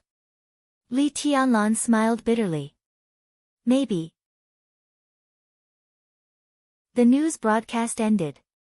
The weather forecast also came to an end. It would rain heavily tomorrow in Beihai Province. Li Tianlan looked at the picture on the TV, narrowed his eyes, and whispered, "There are some things that must be explained. Little Bai, I'm going to Mount Dibbing to have a look at the stage of formidable person. 10 years, within 10 years, this chapter is not over. Please turn the page. You can definitely overlook the entire Mount Dibbing." Qin Weibai's voice was resolute. I can't wait for 10 years. Li Tianlan laughed. Qin Weibai was stunned and whispered, "Within 5 years, there is a chance." When do you want to go? In Beihai Province, the heavy rain would turn into a rainstorm tomorrow. Li Tianlan pointed to the screen and said calmly, "Tomorrow." No. Qin Weibai suddenly sat up from Li Tianlan's arms. Because she moved too fast, her forehead hit Li Tianlan's nose, and they both grunted at the same time. No. Qin Weibai rubbed her forehead with one hand and gently stroked Li Tianlan's nose with the other. Do you know what the stage of formidable person means to the Wang family of Beihai? That's the forbidden area of the Wang family of Beihai. It's the most sacred place in the entire Mount Dibbing, and its status is even higher than Wang Tianzong's bedchamber. Only the big shots who are really recognized by the Wang family of Beihai are lucky enough to climb Mount Dibbing, and they must be recognized by the Wang family of Beihai. From another perspective, only the kind of people who have common and huge interests with the Wang family of Beihai in some cooperation will be recognized by the Wang family of Beihai. In the past 10 years, only 3 people in the world who are not from the Wang family of Beihai are lucky enough to set foot on the stage of formidable person. Do you know who they are? Who are they? Li Tianlan asked softly. His finger pointed at Qin Weibai's white and tender forehead, and he was somewhat careless. One is Li Huacheng, the president of Zhongzhou State. The other is Paul, the patriarch of Rothschild. Qin Weibai said. Who's the third? Li Tianlan glanced at her. Qin Weibai hesitated and whispered, the third is Cold Winter Building, the boss of Zhongzhou State's Flourishing Age Fund. Li Tianlan was stunned. Before he realized what was going on, there was a knock on the door. Come in. Li Tianlan raised his eyebrows. A tall and plump European woman walked in from the door and said respectfully, Your Highness, boss. Li Tianlan looked at her and was in a trance for a moment. The one who appeared in front of him was Horsewoman, one of the surviving super masters of Samsara Palace. Qin Weibai straightened up from Li Tianlan's arms and said lightly, What's wrong? Distinguished guests are here. Horsewoman whispered, Shall we let them in? Who? Li Tianlan asked. Horsewoman glanced at him quickly. President Li Huacheng, and Secretary Wang Qinglei of Wuyue, Qin Weibai said, Oh, and did not speak, thinking that the actors were here. Li Tianlan patted Qin Weibai's buttocks casually and said with a chuckle, Go make a cup of tea and listen to what they have to say. End of this chapter, bookmark for easy reading.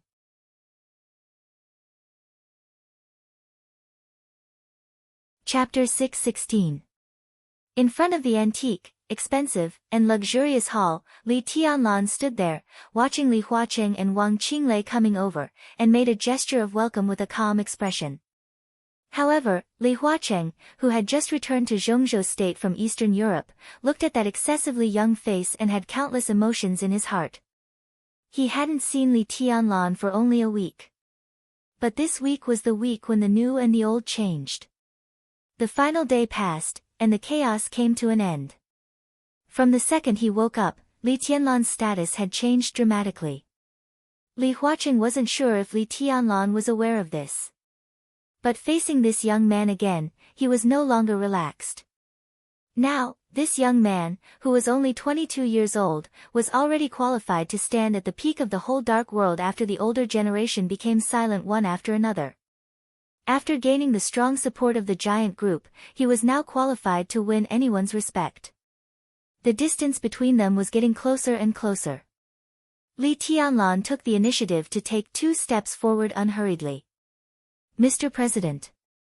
He took the initiative to salute and shook hands with Li Huacheng. Li Huacheng's expression was gentle and calm. He patted Li Tianlan's palm and said with a smile, How's your injury? I heard that you were seriously injured and in a coma in Mormons. Not only me, but many comrades, including Qinglei, are very worried. After all, you are the hope to protect Zhongzhou State in the future. I'm fine now.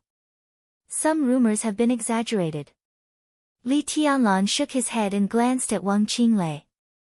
There was only indifference in his expression and eyes. Secretary Wang. That's good, that's good. Wang Qinglei smiled. This big shot of the Wang family of Beihai. As the leader of the Southeast Group, he had become the most eye-catching political figure in Zhongzhou State in recent years.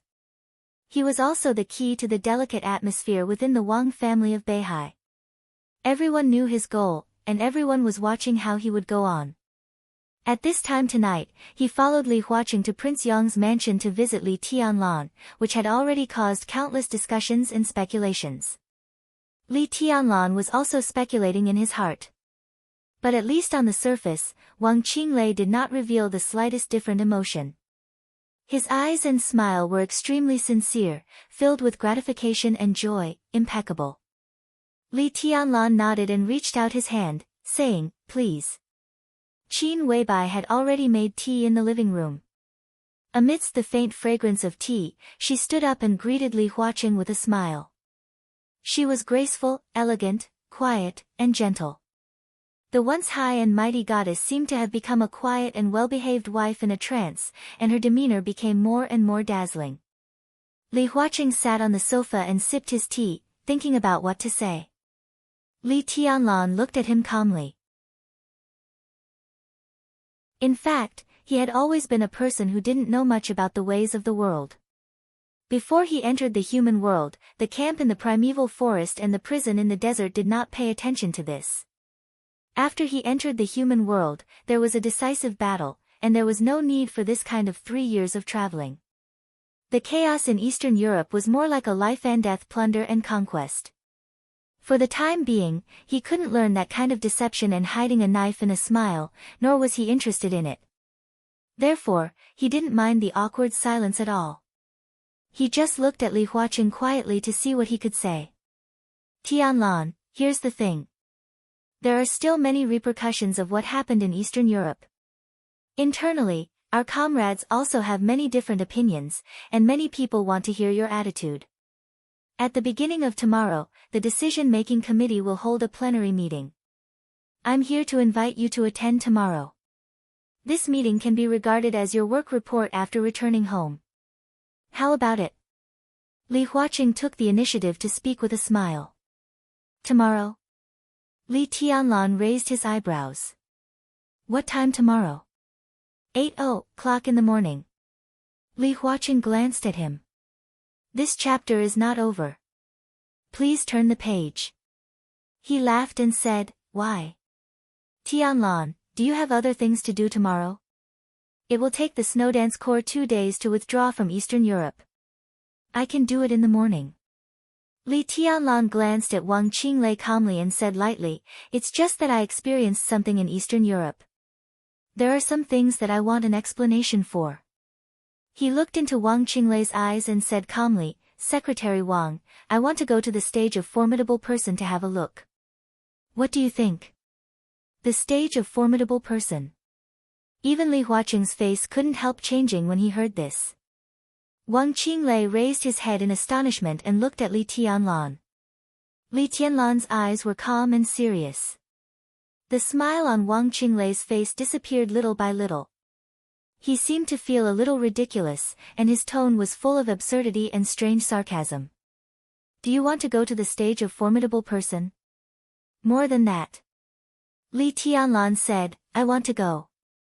I'm sorry. Wang Qinglei's eyes seemed to become cold for a moment.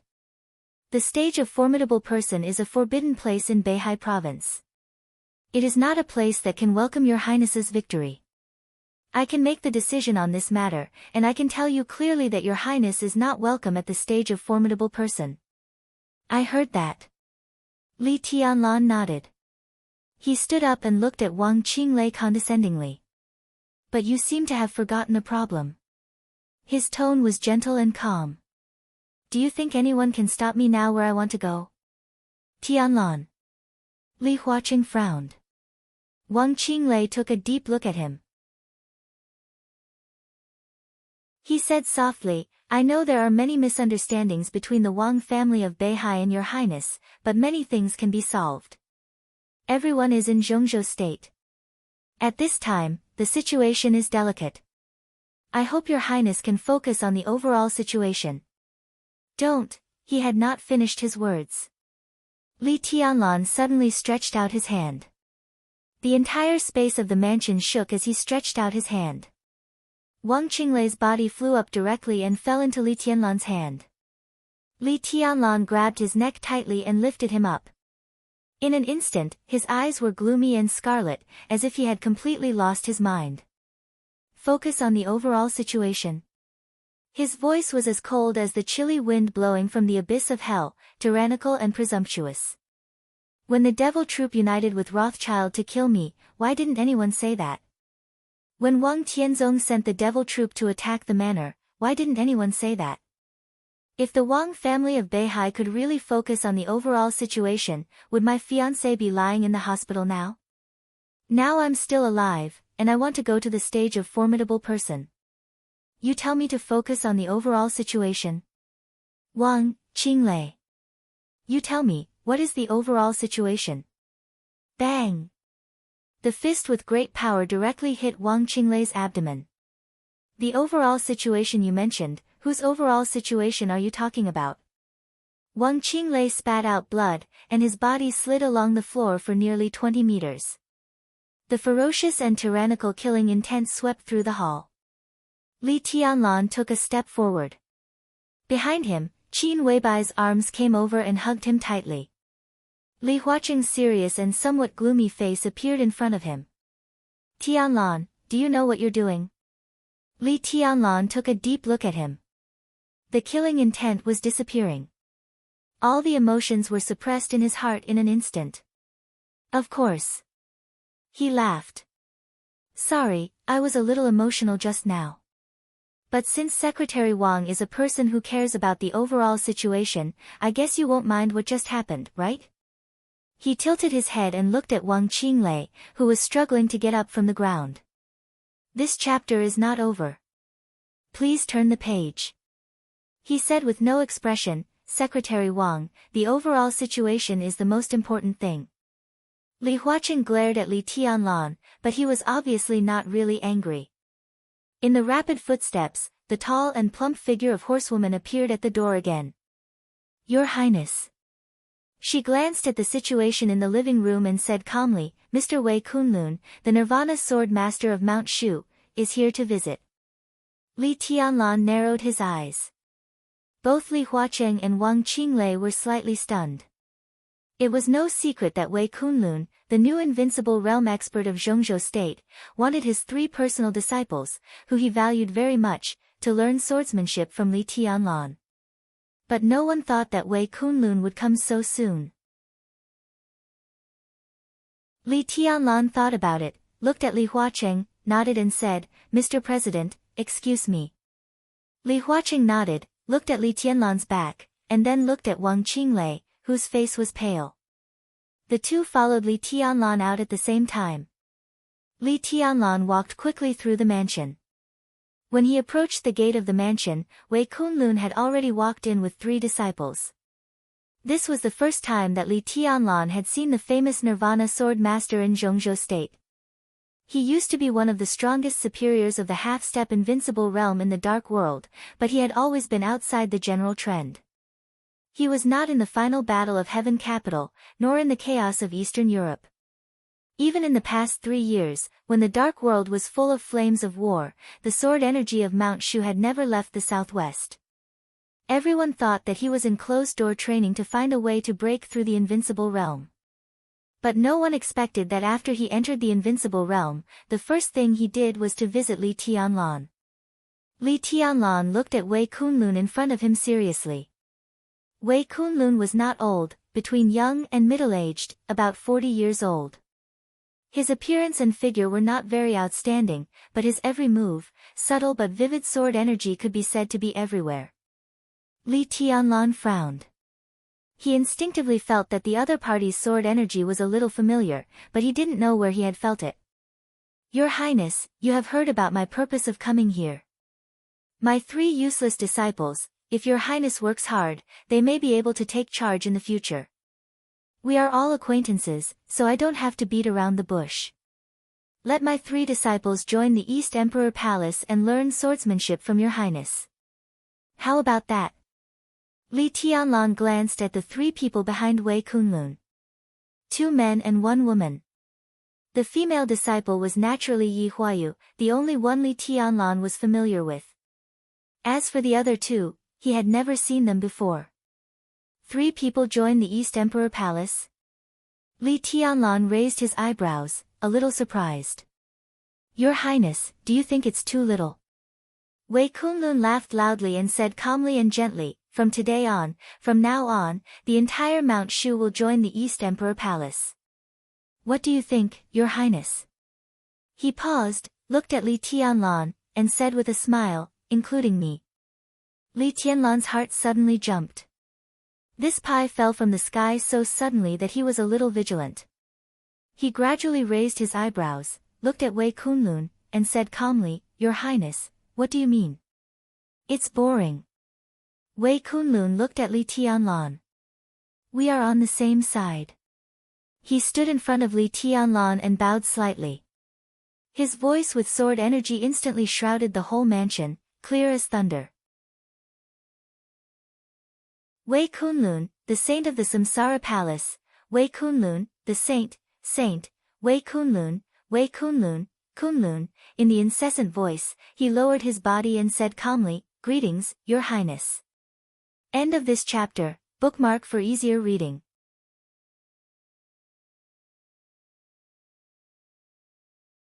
Chapter 617. Samsara Palace, Saint, Mount Shu, Nirvana Sword Master. Wei Kunlun. This was the calmest attitude, enough to dispel everyone's doubts and speculations. Such a calm attitude was also like the most surging wave, fiercely washing the minds of countless people in Yuzhou. Saint was Wei Kunlun. In other words, from the moment Saint first appeared in the Dark World, Mount Shu had already belonged to the Samsara Palace, and it was even the most important part of the Samsara Palace. Among the countless elites of the Samsara Palace, there might be swordsmen from Mount Shu. Everyone thought that Wei Kunlun imprisoned himself in Mount Shu in order to break through the invincible realm, but the truth was extremely ironic. Mount Shu had never been silent. The swords of Mount Shu had always been active in the highest place of the Dark World, but in another identity. With the official demise of Samsara Palace, a large number of secrets did not disappear completely. Instead, they were being revealed bit by bit under the sky of the new era. Saint Wei Kunlun. Who could have thought of this? Who could have thought of the consequences when Mount Shu stood firmly behind Li Tianlan? Wang Qinglei, who followed Li Tianlan out, stiffened for a moment. The corners of his mouth twitched, and he laughed at himself. In the past many years, with the collapse of the Li family, the Wang family of Beihai and Kunlun City had been firmly controlling the dark realm of Zhongzhou State, not allowing any dark force to take root in Zhongzhou State. What was the result?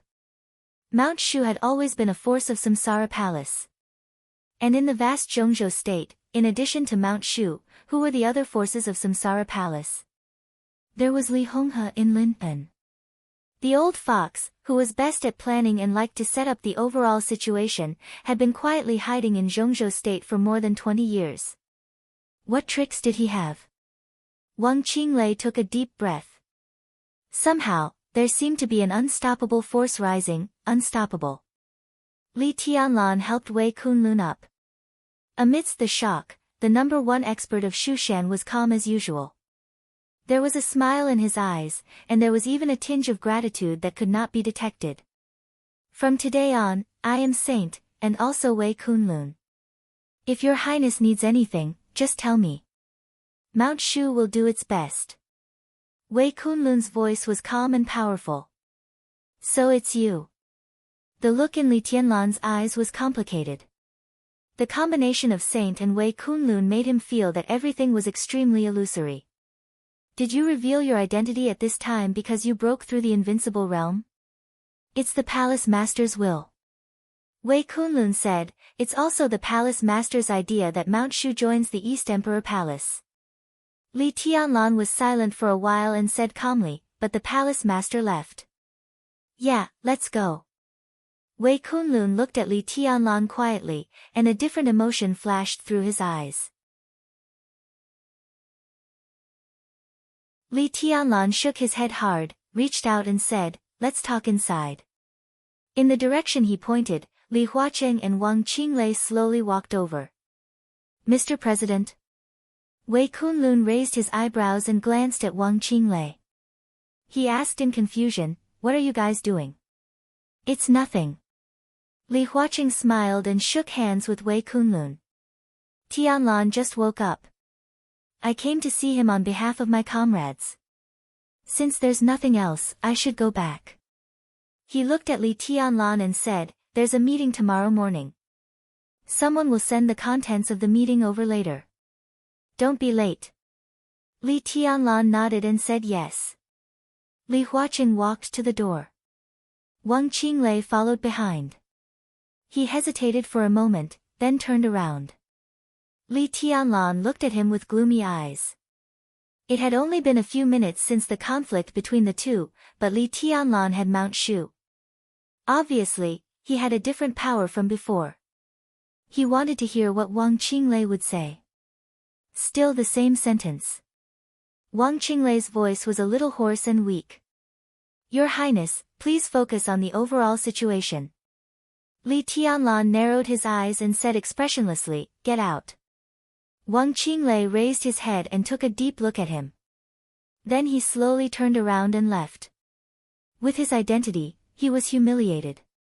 Instead of exploding, an inexplicable joy and smile flashed in his eyes at the moment he turned around.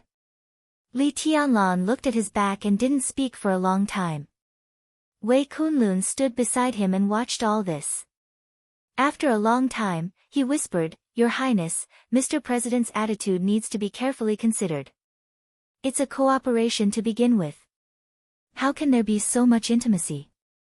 Li Tianlan said quietly. "You saw it?" Wei Kunlun glanced at him. "It's a good show." Li Tianlan shook his head and turned to walk toward his residence. "Wang Qinglei performed well, but I didn't do anything when I punched him." Wei Kunlun laughed in a low voice. He didn't worry that Li Tianlan couldn't figure it out. It would be a problem sooner or later. However, Li Tianlan's current attitude clearly showed that he was very clear-headed and didn't get carried away by what happened to Dongqing Rushi. "He's provoking me," Li Tianlan said blandly. "The person who doesn't know the overall situation wants me to focus on the overall situation. He just wants me to break the current situation. I'll go to the stage of formidable person. Today, he said that I should focus on the overall situation, which almost blocked my way out. Of course, I don't need any way out. In the current situation, I can go wherever I want." Wang Qinglei is also a person who doesn't care about the overall situation and stability. Wei Kunlun made a simple comment. Li Tianlan didn't speak. He couldn't determine Wang Tianzong's current specific state. But he could be sure that under the eternal sword light, even if Wang Tianzong had immortality, he would certainly not be better. He didn't die, and Li Kuangtu didn't die, which also showed this. Such a situation was rare for Wang Qinglei. He wanted to seize power and control the Wang family of Beihai. In the case of Wang Tianzong's serious injury, the best way was to suppress his prestige and influence in the Wang family of Beihai. At present, nothing could suppress Wang Tianzong's prestige more than Li Tianlan stepping on the stage of formidable person. So Wang Qinglei said that he should focus on the overall situation, which was completely to provoke him to go to Mount Dibing. Li Tianlan didn't care about all this. Whether Wang Qinglei appeared or not tonight, it wouldn't affect his decision. Through the thousands of lights in Yuzhou, he couldn't see Beihai or the mountain in Beihai. But he would go there. He must go there. In the most above-board way. However, although this person doesn't care about the overall situation, his means have always been very clever. "Your Highness, if you want to go to Mount Dibing, how about I go with you?" Wei Kunlun continued. "No need." Li Tianlan shook his head. "They're just a group of clowns. The chaos in Eastern Europe, the eternal sword, Wang Tianzong. It seems that these things still can't make them understand a truth." Wei Kunlun looked at Li Tianlan. "What truth?" "The real power can fight against the whole world alone with one sword," Li Tianlan said. His voice was very light, but with a kind of vague spirit that could look down on the world. Wei Kunlun was silent for a while and looked at the three disciples behind him. "They can learn swordsmanship from your Highness. It may be the honor of the whole Mount Shu in the future." Li Tianlan turned to look at Wei Kunlun. "Your Highness, do you really want to join the East Emperor Palace?" he asked very seriously. "I'm not your Highness," Wei Kunlun said with a smile. "You are. As for the name of the East Emperor Palace, your Highness should consider changing it." Li Tianlan said yes.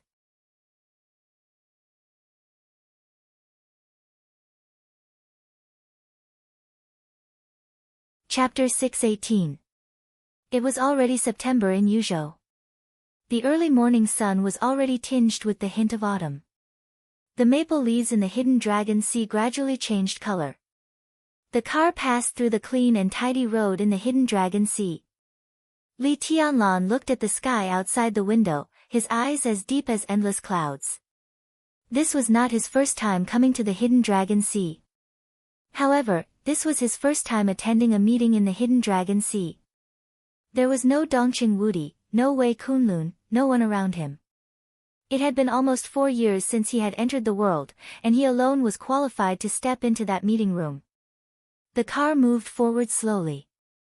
The morning breeze blew past, and the surface of the hidden ocean rippled. Last night, the contents of the meeting had been formed into a document and transmitted to Prince Yong's mansion, as well as the hands of every member of parliament. In fact, the work direction of Zhongzhou State in September had been determined at yesterday's meeting.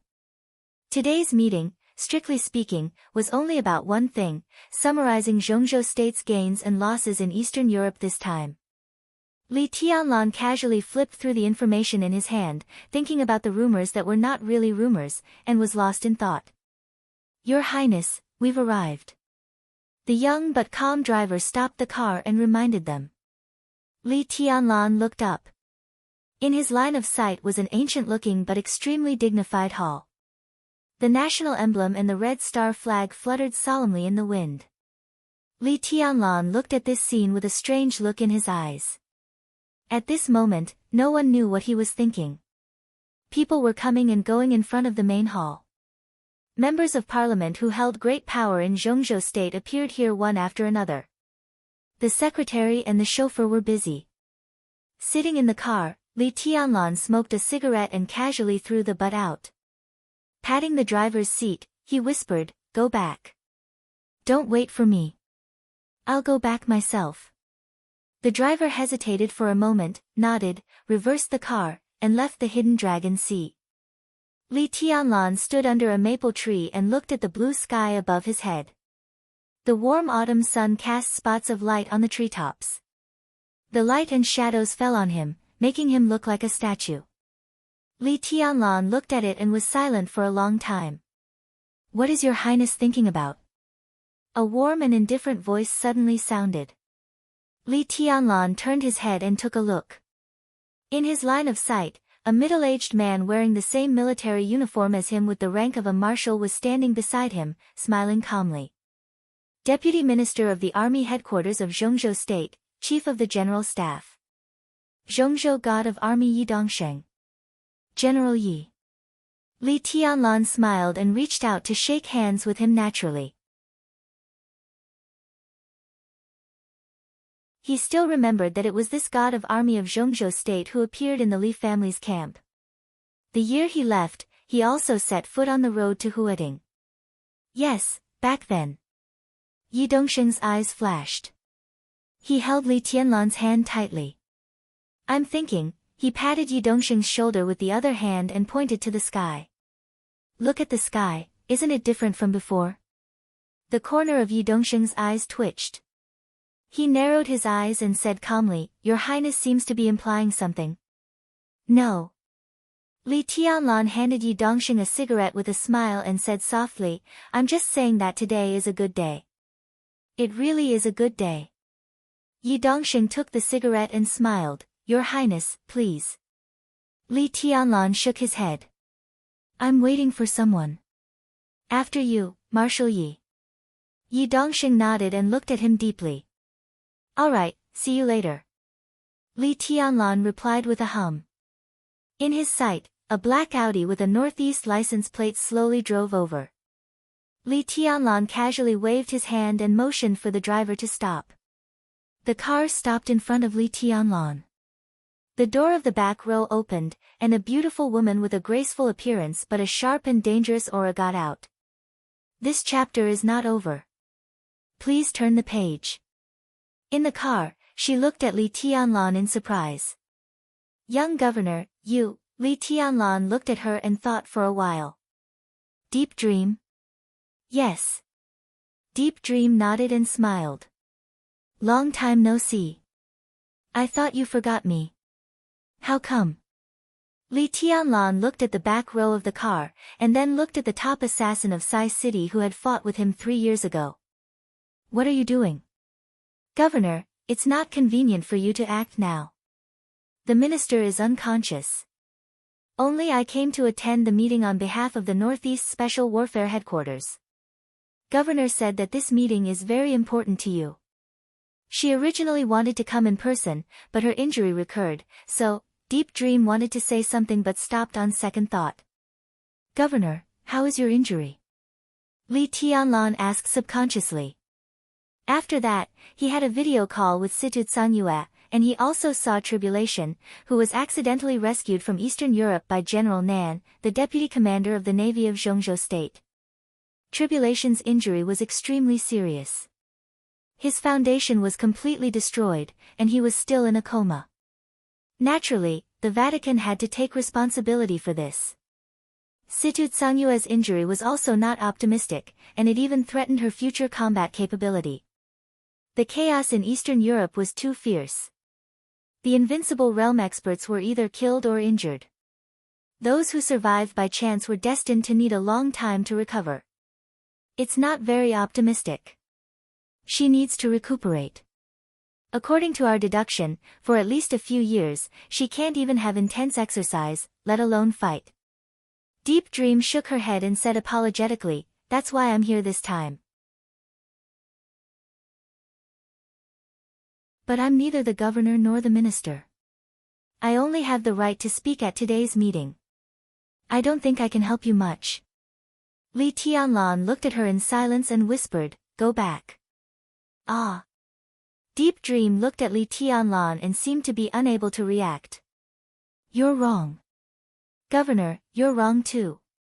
Li Tianlan whispered. He turned to look at the door of the conference room, where people were coming and going, and chuckled. "I don't need any help now, so go back."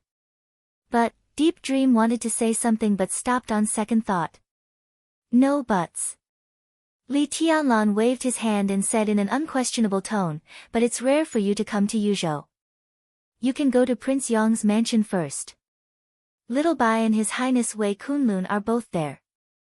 If you have any bottlenecks in martial arts, you can learn from the swordsmanship of Mount Shu. Go back. This is an order." Deep Dream bit her lip and whispered, "Today's meeting, I know." Li Tianlan said lightly, "I know what some people want to say, but I'm not here to attend the meeting today." He pushed Deep Dream into the car, closed the door, and said to the driver, "Go back to Prince Yong's mansion." He glanced at Deep Dream and said, "In a few days, everything will be explained." The Audi was slowly turning around. Li Tianlan watched it quietly. That day was the first time he came to the Hidden Dragon Sea to attend the high-level meeting of the decision-making committee. He transferred the driver away and sent Deep Dream away. He also stopped Wei Kunlun, the new invincible realm expert of Zhongzhou State and the minister of the Southwest Special Warfare Headquarters, who wanted to attend the meeting with him today. Today, he was alone. Looking at the conference room in front of him, he stamped out the cigarette butt and walked over slowly. "Tianlan." "Ah, no, now I should call you Marshal Li, or Your Highness." "Ha." An old but vigorous voice sounded in front of the conference room door, sounding extremely hearty. Wu Zhengmin, the Deputy Prime Minister of Zhongzhou State, walked down the steps in person. Li Tianlan hurriedly took a few steps forward, held Wu Zhengmin's warm palm, and said with a wry smile, "Grandpa Wu, you still call me Tianlan, which makes me feel comfortable." Li Tianlan had nothing but respect for Wu Zhengmin, who had defended Jiangzhou with unparalleled political wisdom despite the collapse of the Li family for many years. Wu Zhengmin laughed and patted Li Tianlan on the shoulder. "Tianlan, you're good. You're very good. This chapter is not over. Please turn the page." Li Tianlan shook his head with a wry smile. Wu Zhengmin had already waved in another direction. "White, Mulan, what are you doing there? Come and have a chat." His voice was loud and clear, and he was full of energy. He talked and laughed cheerfully and freely. Many people nearby looked over, whether intentionally or unintentionally. On the other side, Bai Zhanfang, who could almost be called the local emperor in Yuzhou, shook his head and walked over. Zhou Mulan, the real magnate of Zhongzhou State, also wanted to come over, but the secretary walked over and said something in his ear. He smiled and cupped his hands to this side, nodded to Li Tianlan, and walked in another direction. "Old guy, what are you shouting for? I heard your loud voice as soon as I came. It's outrageous." Bai Zhanfang came over and said in a helpless tone. Wu Zhengmin snorted coldly and said indifferently, "Some people are just outrageous. Making a racket? I've already given him face by not slapping him in the face. What's he doing by taking advantage of his seniority? Taking advantage of your seniority? Bai Zhanfang glanced at him with a faint smile. Wu Zhengmin froze for a moment and chuckled. Indeed, among all the people in the senior management of Zhongzhou State, he and Bai Zhanfang were the oldest. One was the first, and the other was the second. I'm not talking about us. That old guy is a few years older than us. Wu Zhengmin said, the Southeast has brought up that old guy to target Tianlan. White, you must show your attitude today. Bai Zhanfang glanced at Li Tianlan, nodded, and was about to speak. Li Tianlan suddenly said, against me? Yes.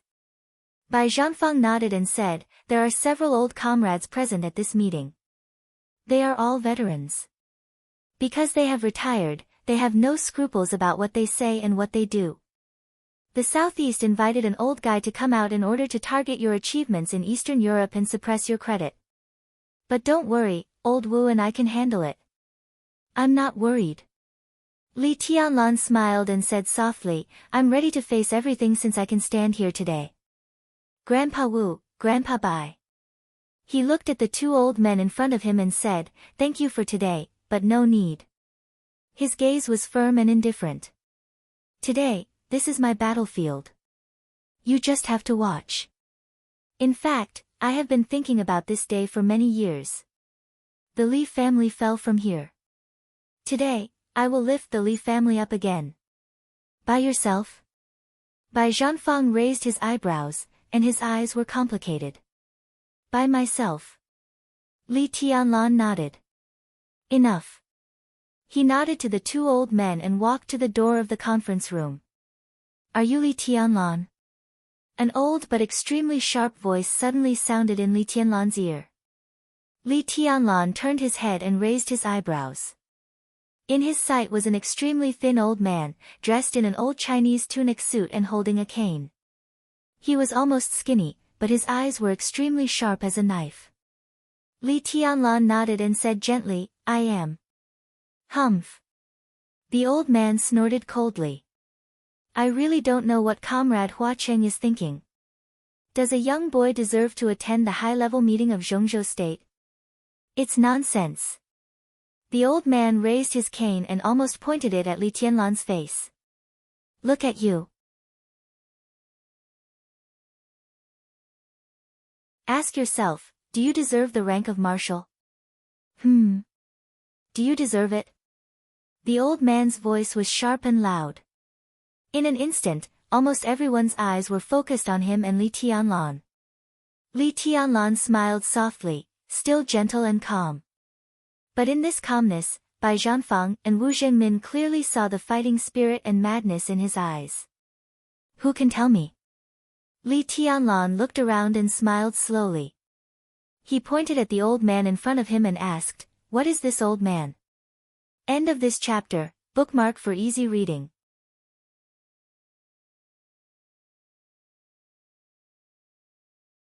Chapter 6:19. An unprecedented atmosphere pervaded in front of the conference room. Li Tianlan's voice was very light and gentle, but his voice fell clearly in everyone's ears. It sounded elegant, but extremely ferocious. Old bastard. What was it? In the solemn hidden dragon sea, it was not uncommon for giants to argue or even quarrel. But such sharp words still stimulated the nerves of all high-level officials in Zhongzhou State. Many people couldn't even remember how many years it had been since they heard such words.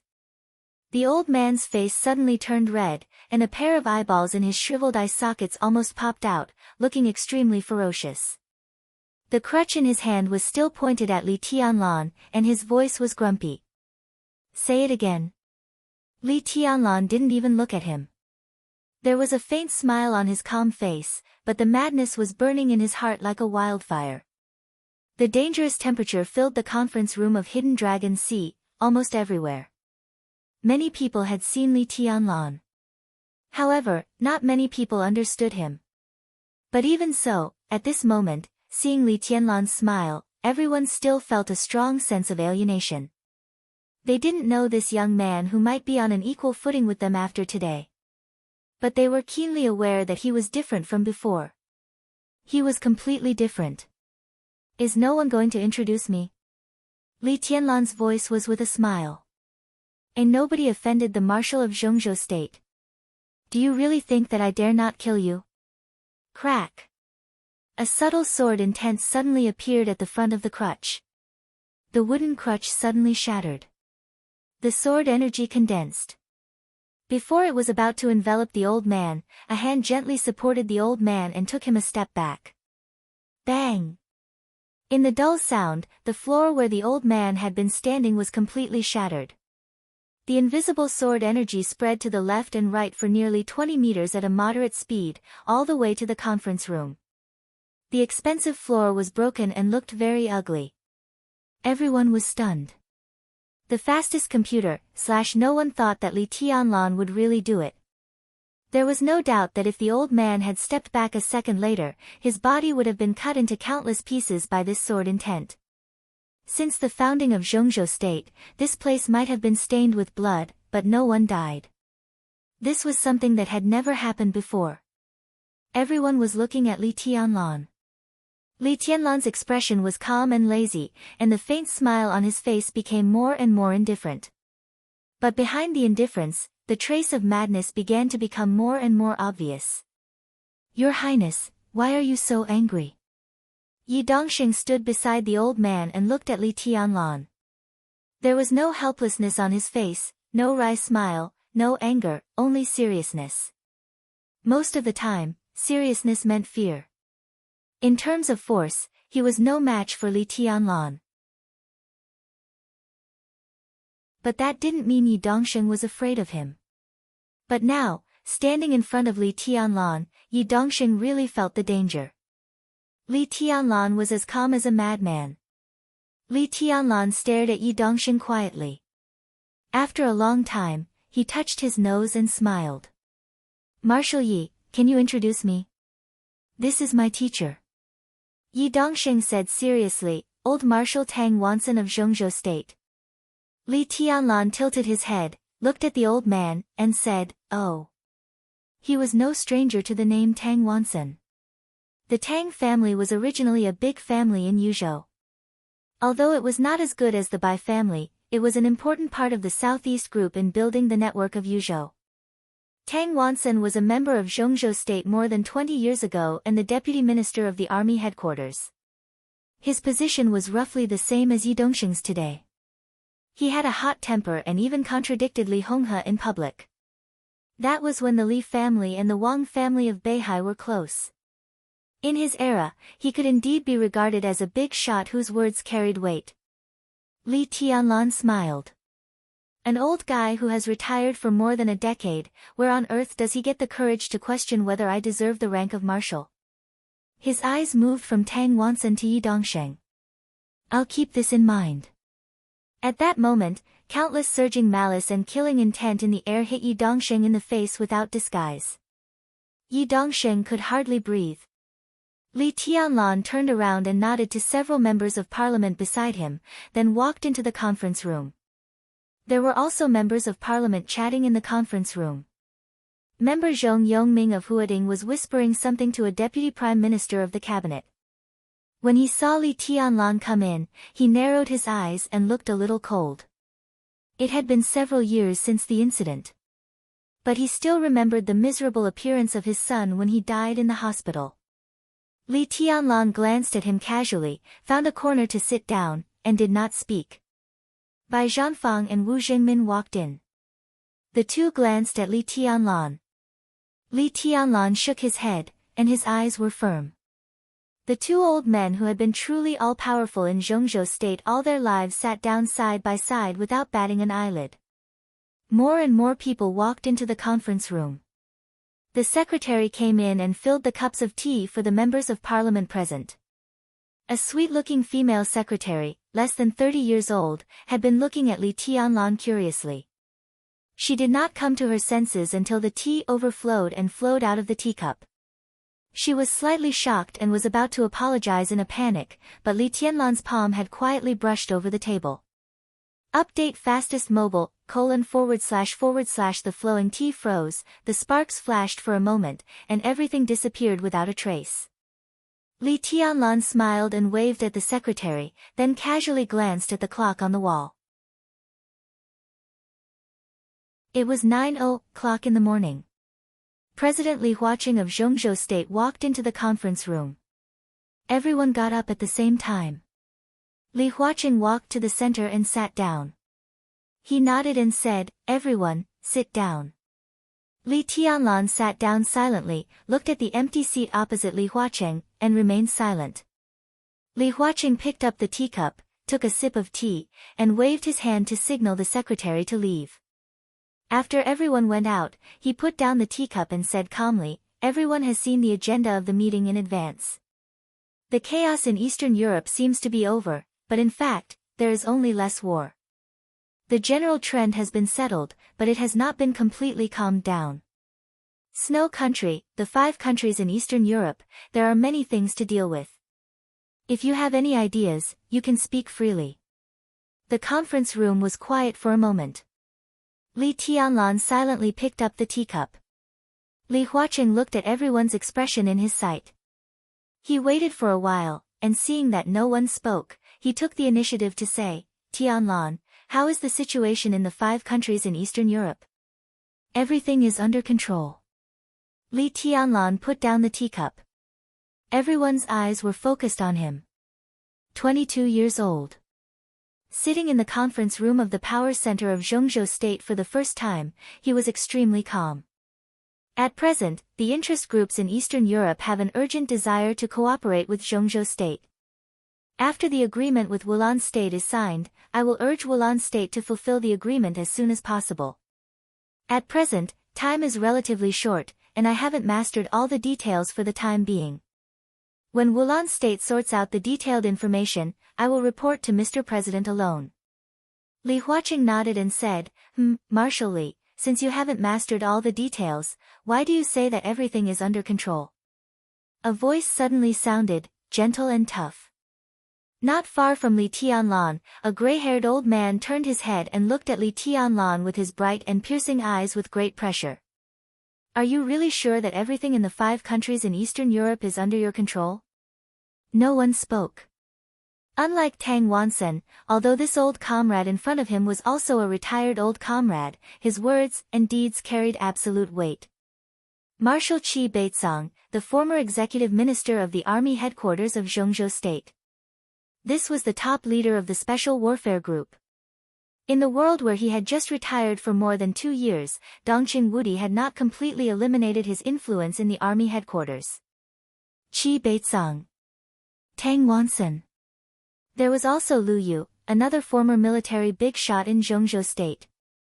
These 3 came from the Southeast Group, the Special Warfare Group, and the Prince Group respectively. They were also the 3 old comrades invited to the meeting today. From this alone, it could be seen that the academics were weak in the military and special warfare fields. Today, when discussing the situation of the Dark World in Eastern Europe, the academics could not choose any old comrades who could speak. Li Tianlan quietly glanced at Qi Baizong. He reached out and tapped on the table. "I'm sure. At present, although I can't grasp the details of the 5 countries in Eastern Europe, there will be no variables on a large scale.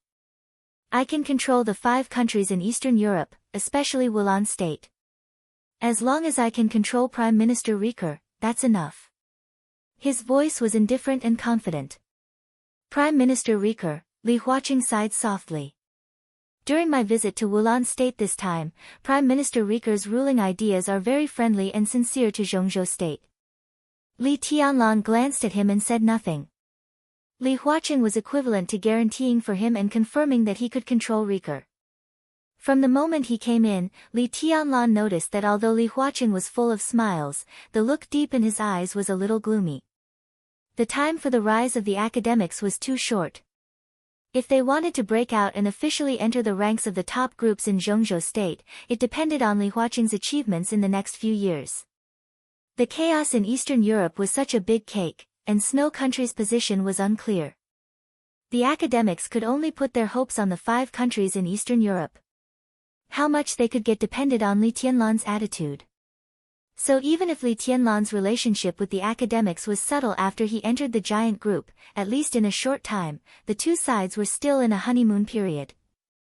Qi Beizong glanced at Li Huacheng, picked up the teacup, took a sip of tea, and stopped talking. Tianlan, you represent Zhongzhou State in Eastern Europe this time. Comrades don't know as much as you do. If you have any ideas, just say them. We can discuss them together. In the absence of Dongqing Wudi, Zhou Mulin, the only giant of the giant group, said this calmly. Li Tianlan's eyes flickered, and he quietly glanced at everyone in the conference room. The giants and members of parliament in the conference room were also looking at him. There was appreciation, playfulness, mockery, and malice in their eyes. Li Tianlan smiled. The wildfire hidden in his heart was gradually ignited. I do have an idea. Li Tianlan looked at Li Huacheng calmly. Li Huacheng nodded and kept his smile. Mr. President, comrades, in this chaos in Eastern Europe, the bravery of the Snowdance Corps is obvious to all, and the Snowdance Corps is also the cornerstone of stabilizing the 5 countries in Eastern Europe. However, in the chaos, the Snowdance Corps also suffered heavy losses. I suggest that the Snowdance Corps expand its establishment and set up a large corps of about 100,000 people in Eastern Europe. It will help the Arctic Ocean Command and completely stabilize the whole of Eastern Europe. In the stunned eyes of countless people, Li Tianlan looked calm. I have had a preliminary communication with Minister Dongqing on this matter. The minister agreed with my proposal in principle and came up with a preliminary plan for the expansion of the Snowdance Corps. The new Snowdance Corps will have about 100,000 people. It will draw elites from the Air Force, the Navy, and the Border Control Corps to form a large comprehensive corps. In the long run, the new Snowdance Corps will inevitably play a vital role in the stability of Eastern Europe. Everyone was stunned. Even Li Huacheng looked at Li Tianlan and did not speak for a long time. Before today, countless people in the Prince Group, the Special Warfare Group, and the Southeast Group were discussing the complete cancellation of the establishment of the Snowdance Corps. The first step was to withdraw the wounded of the Snowdance Corps from Eastern Europe. It seemed to be a very natural test. Moreover, with the 3 groups joining hands, the academics could not completely fall out with the 3 groups. The giant group could not withstand this result at all. In this way, the 3 groups could justifiably remove Li Tianlan from the position of marshal. But now, why did it become the expansion of the Snowdance Corps when Li Tianlan came? Or a super-large comprehensive corps of 100,000 people? This was a blatant seizure of power. Everyone's inner thoughts were constantly changing. Now the key was that Li Tianlan could not know the idea of the 3 groups to cancel the establishment of the Snowdance Corps. Then where did he get the courage to expand the Snowdance Corps? Was he asking to be humiliated? Countless people's thoughts fluctuated. But the madness was not over. Li Tianlan knocked on the table and continued calmly. In addition, the minister and I believe that the Snowdance Corps and the Arctic Ocean Command with 100,000 people are enough to deter the whole of Eastern Europe. So such a force does not have to be gathered in the 5 countries of Eastern Europe. In the future, most of the new Snowdance Corps will be stationed in Snow Country to deter it. Boom! In an uproar, countless people raised their heads and looked at Li Tianlan in astonishment. Don't bother Marshal Li, in an indifferent and angry voice, Councillor Wen Siyuan of the Beihai province said indifferently, the Beihai Corps is currently negotiating with Snow Country, and there has been a very good result so far. I think, I didn't stop you from negotiating with Snow Country.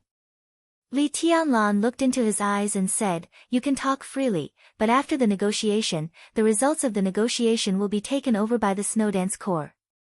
He leaned forward and looked into Wen Siyuan's eyes. Don't you understand what I said? What a bastard! In the furious voice, Tang Wansen, who had been silent, suddenly stood up. Comrades, this is a blatant seizure of power.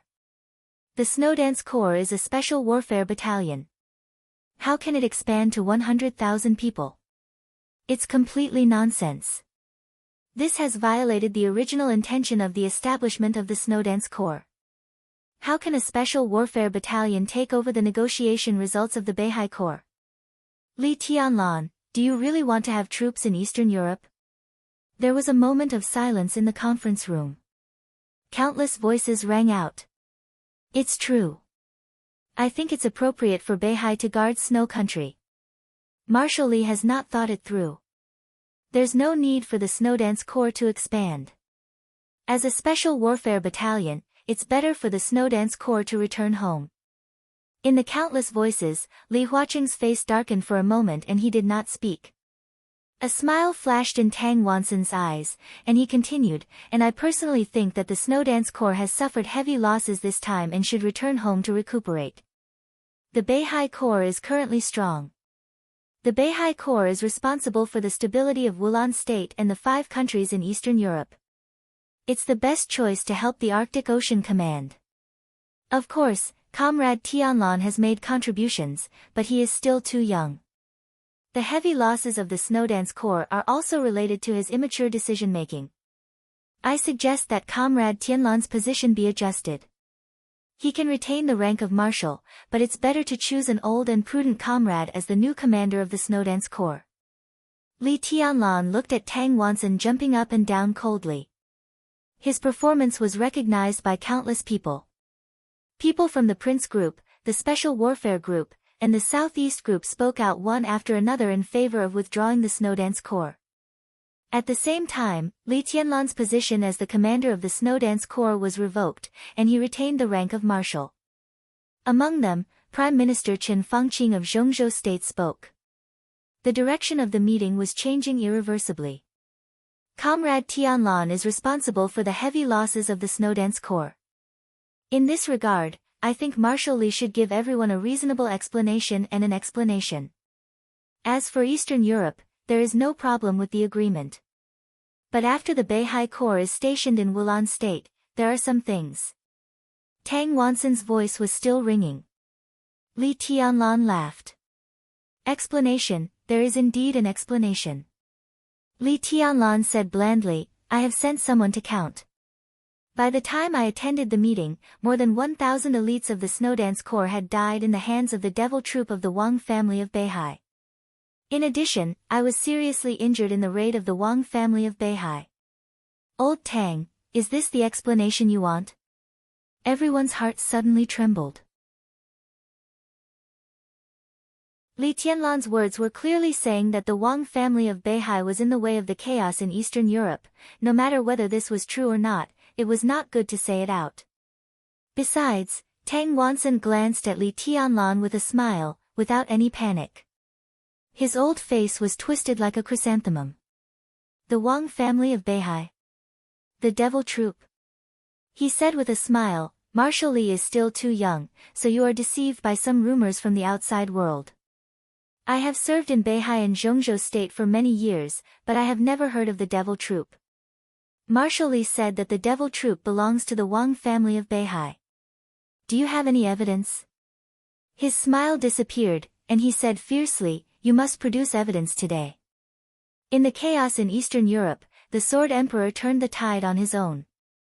If it weren't for him, Snow Country and Wulan State would have nothing to do with Zhongzhou State today. Now the Wang family of Beihai is about to take over Snow Country and Wulan State, but you are here to slander the devil troop and try to erase the credit of Beihai. It's outrageous. Today. Li Tianlan raised his eyebrows. I really can't produce evidence today. He nodded and looked at the audience. But there are some things, including the Snowdance Corps and many other things, that the Wang family of Beihai must give me an explanation. He glanced at every big shot of the Southeast Group and said coldly, after the meeting, I will go to Beihai Province and Mount Dibing. On the stage of formidable person of Mount Dibing, I will ask for an explanation from Wang Tianzong face to face. The warm atmosphere in the conference room suddenly became dead silent. Go to Mount Dibing, go to the stage of formidable person, and ask for an explanation from Wang Tianzong. That touch of madness completely broke out, with a raging fire, burning wildly. Tang Wansen was stunned for a long time. He stared into Li Tianlan's eyes and said word by word, "How dare you go to Mount Dibing? Mount Dibing is also in Zhongzhou State. Why can't I go there?" Li Tianlan's voice was cold, and his killing intent was undisguised. "You slandered the Wang family of Beihai, and you still dare to go to Mount Dibing?" Tang Wansen was as fierce as an old dog. "Slander?" Li Tianlan laughed wildly. "You can say that this is slander, and I can think that you are ignorant. After all, your surname is not Wang. But when I stand on Mount Dibing, I will kill anyone from the Wang family of Beihai who dares to say that this is slander." Tang Wansen suddenly became furious. He stretched out his hand and almost pointed at Li Tianlan's nose and scolded, "You little bastard who doesn't care about the overall situation. How dare you go to Mount Dibing to kill people? Even your grandfather didn't dare. Do you know what you are doing? Do you know what the overall situation is?" Li Tianlan looked at him coldly and said seriously and calmly, "What is the overall situation? Ignorant, bastard, arrogant. This kind of person who doesn't care about the overall situation shouldn't be here. Get out. Get out. Get out now. I suggest that Li Tianlan be removed from all positions immediately. This bastard is destined to commit treason like Li Kuangtu. Zhongzhou State can't tolerate such a scourge. Li Kuangtu is sanctimonious. What did he hand in? Bullshit." Tang Wansen's angry roar, which almost lost his mind, shook the whole conference room. Li Tianlan looked at him, and his eyes became deeper and calmer. He looked at the twisted face and asked again, "What is the overall situation?" Marshal Li is really too impulsive. Yi Dongxing stood up and said calmly, "There is no devil troop in the Wang family of Beihai. If you want to explain, we can negotiate with the Wang family of Beihai. You go to Mount Dibing, which is ignoring the overall situation. At least the reason you said is not enough for you to desecrate the forbidden area of Mount Dibing." Li Tianlan said, "Oh," and asked, "Desecrate?" Yi Dongxing did not speak. On the stage of Formidable Person, Yi Dongxing's name did not appear on that stone. But the names of countless elders and ancestors of the Yi family were on that stone. The names of the Wang family of Beihai, the southeast group, countless people who did not have the surname Wang, their ancestors and elders were also engraved on the stone of Formidable Person. At that time, hundreds of years of glory had been accumulated. His eyes were extremely firm. "You mean my reason is not enough?" Li Tianlan looked at Yi Dongxing and asked. "Yes, it's not enough." Yi Dongxing's voice became more and more firm. Li Tianlan said, "Oh," and laughed, "If it's not enough, then it's not enough. I'm not going to find any more reasons."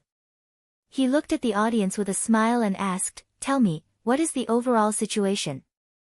"The overall situation you're talking about, whose overall situation is it?"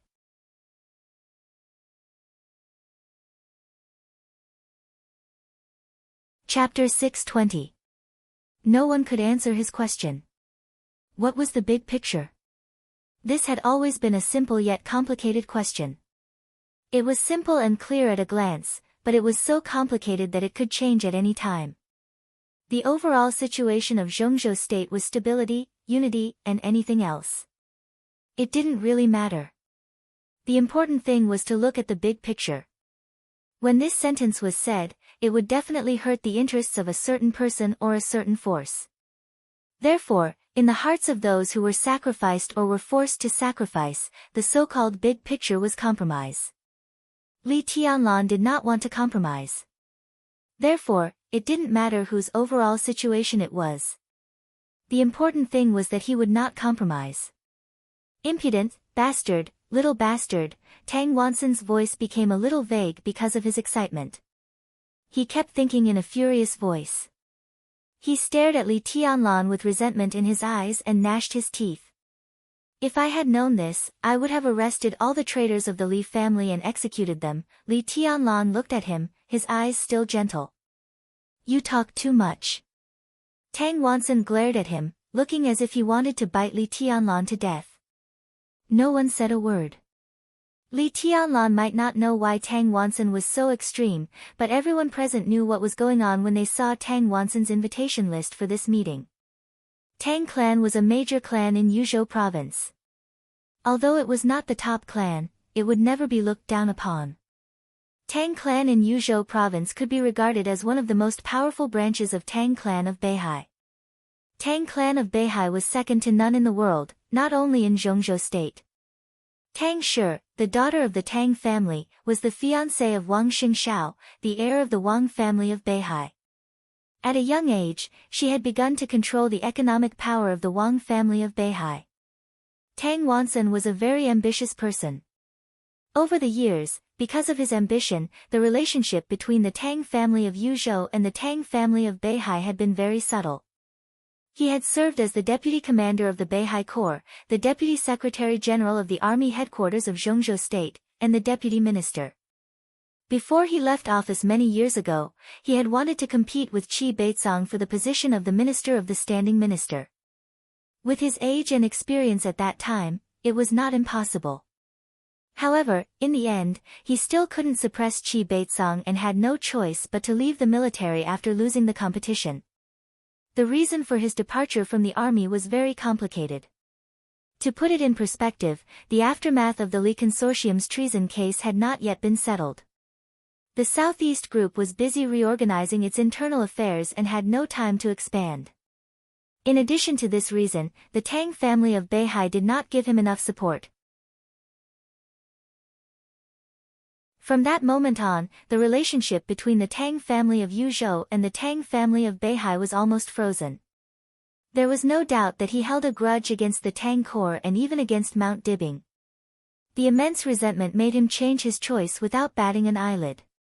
He began to approach Wang Qinglei and successfully obtained Wang Qinglei's promise.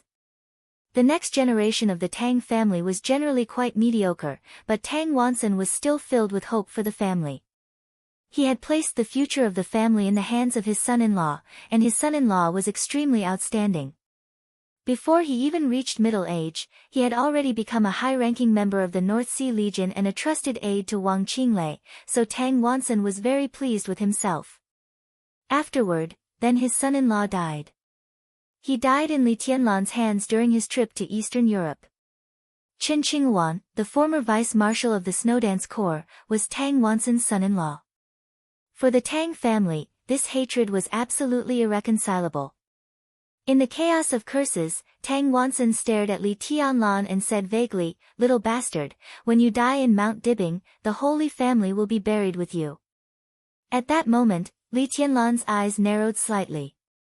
His expression was still calm, but a kind of looming danger directly spread to the whole conference room. His eyes were quiet, but they were as sharp as a knife, shining in all directions. He turned his eyes away from Tang Wansen, looked at the audience, and repeated the question he had asked several times, "Who can tell me what the overall situation is?" Still, no one spoke. At this moment, Li Tianlan was calm. But in everyone's opinion, he was like a madman. He was indeed crazy. If not, how could he go to Mount Dibing? "You little, all right." Li Huaqing's voice suddenly sounded, interrupting Tang Wansen's curses. He frowned, glanced at several counselors and giants of the Southeast Group, and said slowly, "Mr. Tang, pay attention to your wording. Comrade Tianlan is the Marshal of Zhongzhou State. Whatever he does, he should have a reasonable explanation. I hope everyone can restrain themselves." The corner of Tang Wansen's mouth moved, and he subconsciously glanced at Wang Qinglei not far away. Wang Qinglei's face was still a little pale. He bowed his head and drank tea calmly. Tang Wansen quieted down and stopped talking. "Well, Tianlan, tell me about your Mount Dibing." Li Huaqing looked at Li Tianlan and asked indifferently. There was a touch of warmth in Li Tianlan's eyes. "This chapter is not over. Please turn the page." After he joined the giant group, his relationship with the academics was so delicate. At least at this time, Li Huaqing's seemingly indifferent attitude was actually to find a way out for him. But he didn't need these things. From the second he entered the conference room, Li Tianlan had made up his mind. He stood on this stage, and he would not go down unless he died. I've already told you the reason. He said softly, Wang Tianzong has to give me an explanation about the Devil Troop, the loss of the Snowdance Corps, and his cooperation with Rothschild. Marshal Li, what you said is groundless. There is no evidence, so it's not a reason. Yi Dongsheng's voice was cold. Li Tianlan smiled, looked at Yi Dongsheng, and said expressionlessly, not a reason. So what? Yi Dongsheng froze for a moment and suddenly couldn't say a word. Yes, even if it was not a reason, so what? He had already said that it was not enough if the reason was not enough, but he didn't want to look for it anymore. He just wanted to go to Mount Dibbing. It didn't matter what the reason was, he just wanted to go to Mount Dibbing. No matter whether everyone accepted it or not. Marshal Li, no one can deny it, and no one is qualified to deny it. The stability of Zhongzhou state is above everything else. Qi Beizong slowly raised his head and looked at Li Tianlan with sharp eyes. No one thinks you are going to Mount Dibbing for tea based on your current attitude. Li Tianlan looked at him, squinted, and said, what do you mean by A gentle and amused voice rang out unhurriedly. There were many meanings. This word was very interesting.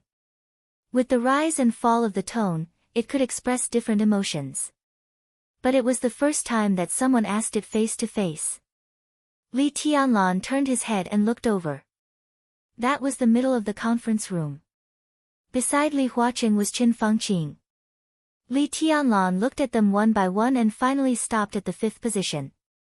Zhongzhou State Council, Minister Ji Wenzhang of the Ministry of Supervision looked at him with a smile and waited for his answer.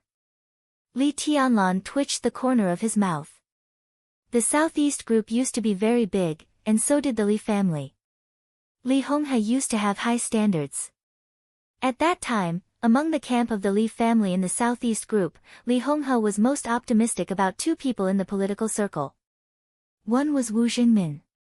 And the other was Ji Wenzhang. During the more than 20 years when the Li family fell into the dust, Ji Wenzhang, who had always been regarded as the confidant of the Li family, had been rising rapidly and finally became a giant. Li Tianlan nodded and said, there was no way to talk on this day. Ji Wenzhang was stunned for a moment, then shook his head with a smile and said with emotion, you are still too young and full of vigor. Tianlan, I don't recommend you to go to Mount Dibbing, because no matter what the result is, it will destroy the overall situation of Zhongzhou State. It's not appropriate. Vice President Wan Qingyun, who had always been with Ji Wenzhang, said briefly. Why do you need to prove something that doesn't exist? Wang Qinglei said in a light tone. I don't agree with Marshal Li going to Mount Dibbing. Yi Dongsheng directly expressed his attitude. Young man, it's better to be steady. Chen Fangqing looked at Li Huaqing and gave his opinion with a smile. Li Tianlan's face was still calm, but there was impatience in his eyes. I'm here to attend the meeting today, not to ask for your opinions. You can express your opinions, and you can also consider whether I'm qualified to continue to be the marshal. It doesn't matter. Li Tianlan put his hands on the table and looked at everyone present. It has nothing to do with you if I go to Mount Dibbing, and it has nothing to do with whether I'm a marshal or not. I'm the Palace Lord of Emperor Dong's palace, and I'm using this identity to ask Wang Tianzong for an explanation.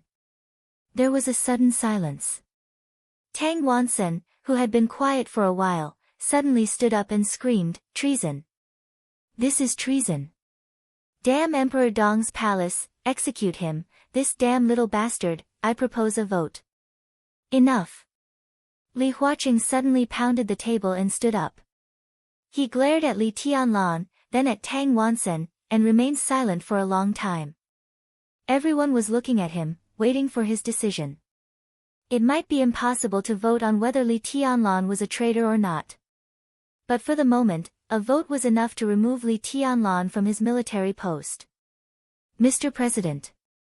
Chen Fangqing said slowly, how about, Li Huaqing waved his hand. He took a deep breath and picked up the teacup.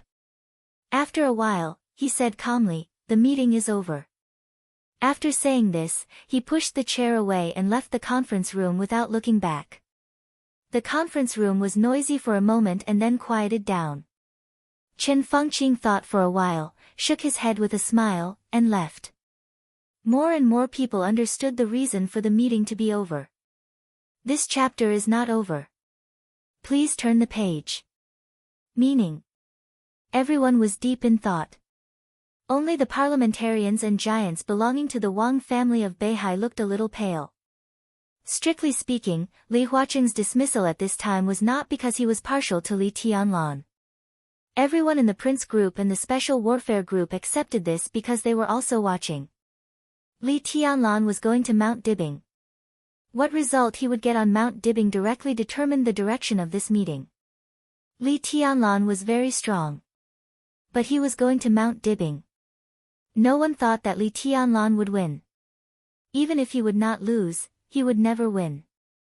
He might even die directly on Mount Dibing. As long as Li Tianlan died, even if he was given the rank of marshal, so what? After his death, countless people present were destined not to be soft-hearted, and the Li family would be destroyed. Even if Li Tianlan was lucky to survive, as long as the Wang family of Beihai fought back with all its strength, they could take away everything Li Tianlan had now. The rank of marshal, Snowdance Corps, Wulan State. Nothing could be kept. Li Huaqing and the academics undoubtedly had hope for him. However, more people were now waiting to see Li Tianlan's joke, as well as the Wang family of Beihai's joke. Li Tianlan smiled. His figure twisted in the conference room, and the next second, he had appeared outside the conference room. The sun was shining, the blue sky and white clouds. Autumn came down. The heat of late summer had brought the coolness of early autumn. Li Tianlan walked forward alone. Blue water, blue sky, green trees, and grass. Everything was so beautiful. On this day, at this moment, he finally carried the Li family on his shoulders. This was his Li family. The gate of the hidden dragon sea was right in front of him. Li Tianlan looked quietly in the direction of Prince Yong's mansion. Under the sun, he stretched out his palm. There was a sudden buzz in the bedroom of Prince Yong's mansion. The huge sword box that had been placed on Li Tianlan's bedside completely exploded. The dark Xianyuan sword rose into the air. The sun, moon, and stars had dimmed. But the huge dark sword was still full of unparalleled majesty. A faint and somewhat unclear feeling of elation filled the room. The huge sword shook violently. In the clear sound of breaking, the bright glass was broken into powder. The dark giant sword passed through the whole mansion in an instant. This was a sword that had consumed all the sword energy but still had a soul. It returned to nothingness in the void, tearing the space like a transparent flowing light. In the living room of the mansion, Qin Weibai stood in front of the huge French window and watched the scene in a daze. She really didn't know martial arts, so she couldn't feel the sword energy or see the transparent flowing light.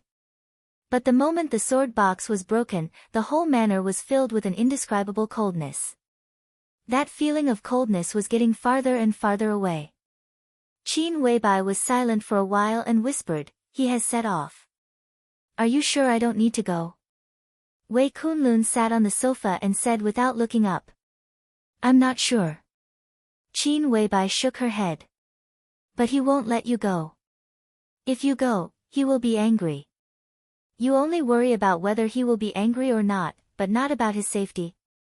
Wei Kunlun looked at Qin Weibai and asked, "This is caring."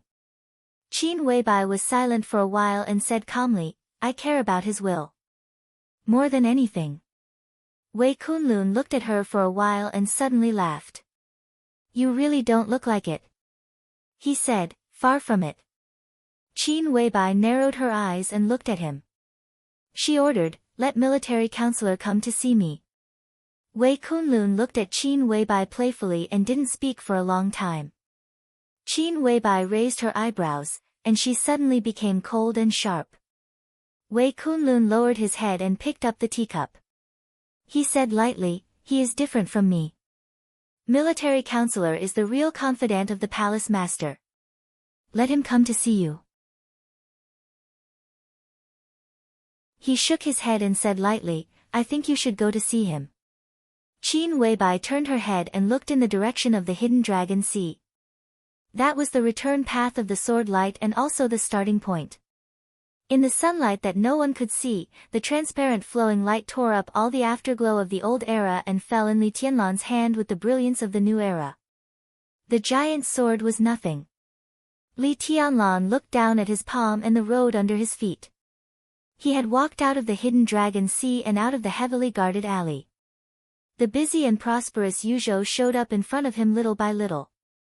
Li Tianlan looked north, in the direction of the Wang family of Beihai. At this moment, under his feet, there was a journey. End of this chapter, bookmark for easy reading.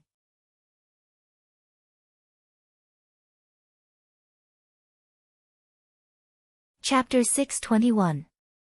Dongshan Street was not considered a forbidden area in Yuzhou, but it was definitely one of the areas with the best environment, the quietest atmosphere, and the cleanest streets in the entire Yuzhou city. Sitting in an elegantly decorated restaurant, he finished the last mouthful of rice and looked at the road outside the window. After a moment of silence, he said softly, 2 more bowls of rice. Hu Yang looked at the empty bowls in front of him and was stunned for a moment. He subconsciously waved his hand and called the waiter over. In a low voice, he said, serve the rice. He paused and continued to emphasize, big bowls. The waiter nodded and looked at the table in front of Hu Yang. He stuck out his tongue. There were 6 or 7 empty bowls on the clean table. The dishes were full. Of the 8 dishes, other than the vegetable dish that could be seen to be stir-fried bamboo shoots, the other dishes were almost completely eaten. Hu Yang carefully sat down with a pot of tea. He looked at the young man who was waiting to eat and said with a smile, do you want to change the dishes? Opposite Hu Yang was a young man who looked to be at most in his 20s. He had a delicate appearance and a thin figure. He wore ordinary military pants, military boots, and a white shirt. His attire was not extraordinary. However, as the owner of the restaurant, Hu Yang had lived most of his life and it was his first time seeing such a quiet young man. That kind of quiet came from his every move. Hu Yang could not describe this feeling, but he instinctively felt that the other was a bit scary. The young man nodded and did not speak. The waiter served the rice. The quiet, almost illusory young man poured some broth into the rice and ate the bamboo shoots one mouthful at a time. His table manners were not ugly. He did not wolf down the food, but the food was quickly consumed. When the new dishes were served, the 2 bowls of rice in front of the young man had already been emptied. Hu Yang drank his tea and called the waiter to continue serving the dishes. His gaze became more and more strange. He had never seen a person who could eat so much. Nearly 1.5 kilograms of rice and a table full of dishes were all devoured by him. It seemed that he was not full at all. The young man picked up a piece of braised pork and put it in his bowl. This was the restaurant's signature dish. It was fat but not greasy and was very popular. Another bowl of rice went down his stomach. The young man suddenly said, when I was young, my life was very hard. Sometimes, the adults in my family could not even afford salt. I ate meat, but it was very little. Because of the lack of salt, I could only use some other ingredients, so it tasted very bitter. Hu Yang was stunned. He smiled politely and did not know what to say. Although it's a little bitter, it's still very delicious. Have you ever eaten rice cooked with moldy rice? The young man thought for a moment and said, the rice soup is black and stinky. It's disgusting. Compared to the rice here, it's like heaven and earth. Hu Yang poured a cup of tea for himself and said softly, now the bitterness is finally over and the sweetness is here, right? Not really. The young man was silent for a while. Now, I can eat meat, and I can let the adults in my family eat meat, but people's hearts are not satisfied. I want them to live better. Do you think that's wrong? That's right. Hu Yang said. The young man grunted in acknowledgement and silently ate his rice for the whole night. He said lightly, it's just that most of them are gone now. The atmosphere was somewhat stifling. Hu Yang forced a smile and said softly, want some wine? The young man shook his head. Continue serving the rice. Bowl after bowl of rice was served, and the bowls became empty. The new dishes on the table gradually decreased. The young man, who ate more than 5 kilograms of rice in one breath, finally put down his bowl and chopsticks with satisfaction and said softly, it tastes good. Hu Yang smiled and poured a cup of tea and handed it over. The young man picked up the teacup and suddenly smiled. What I'm most satisfied with is that there's no poison in the food. I like it very much. Hu Yang's hands suddenly froze, and his face was a little pale. I don't know what you mean, sir.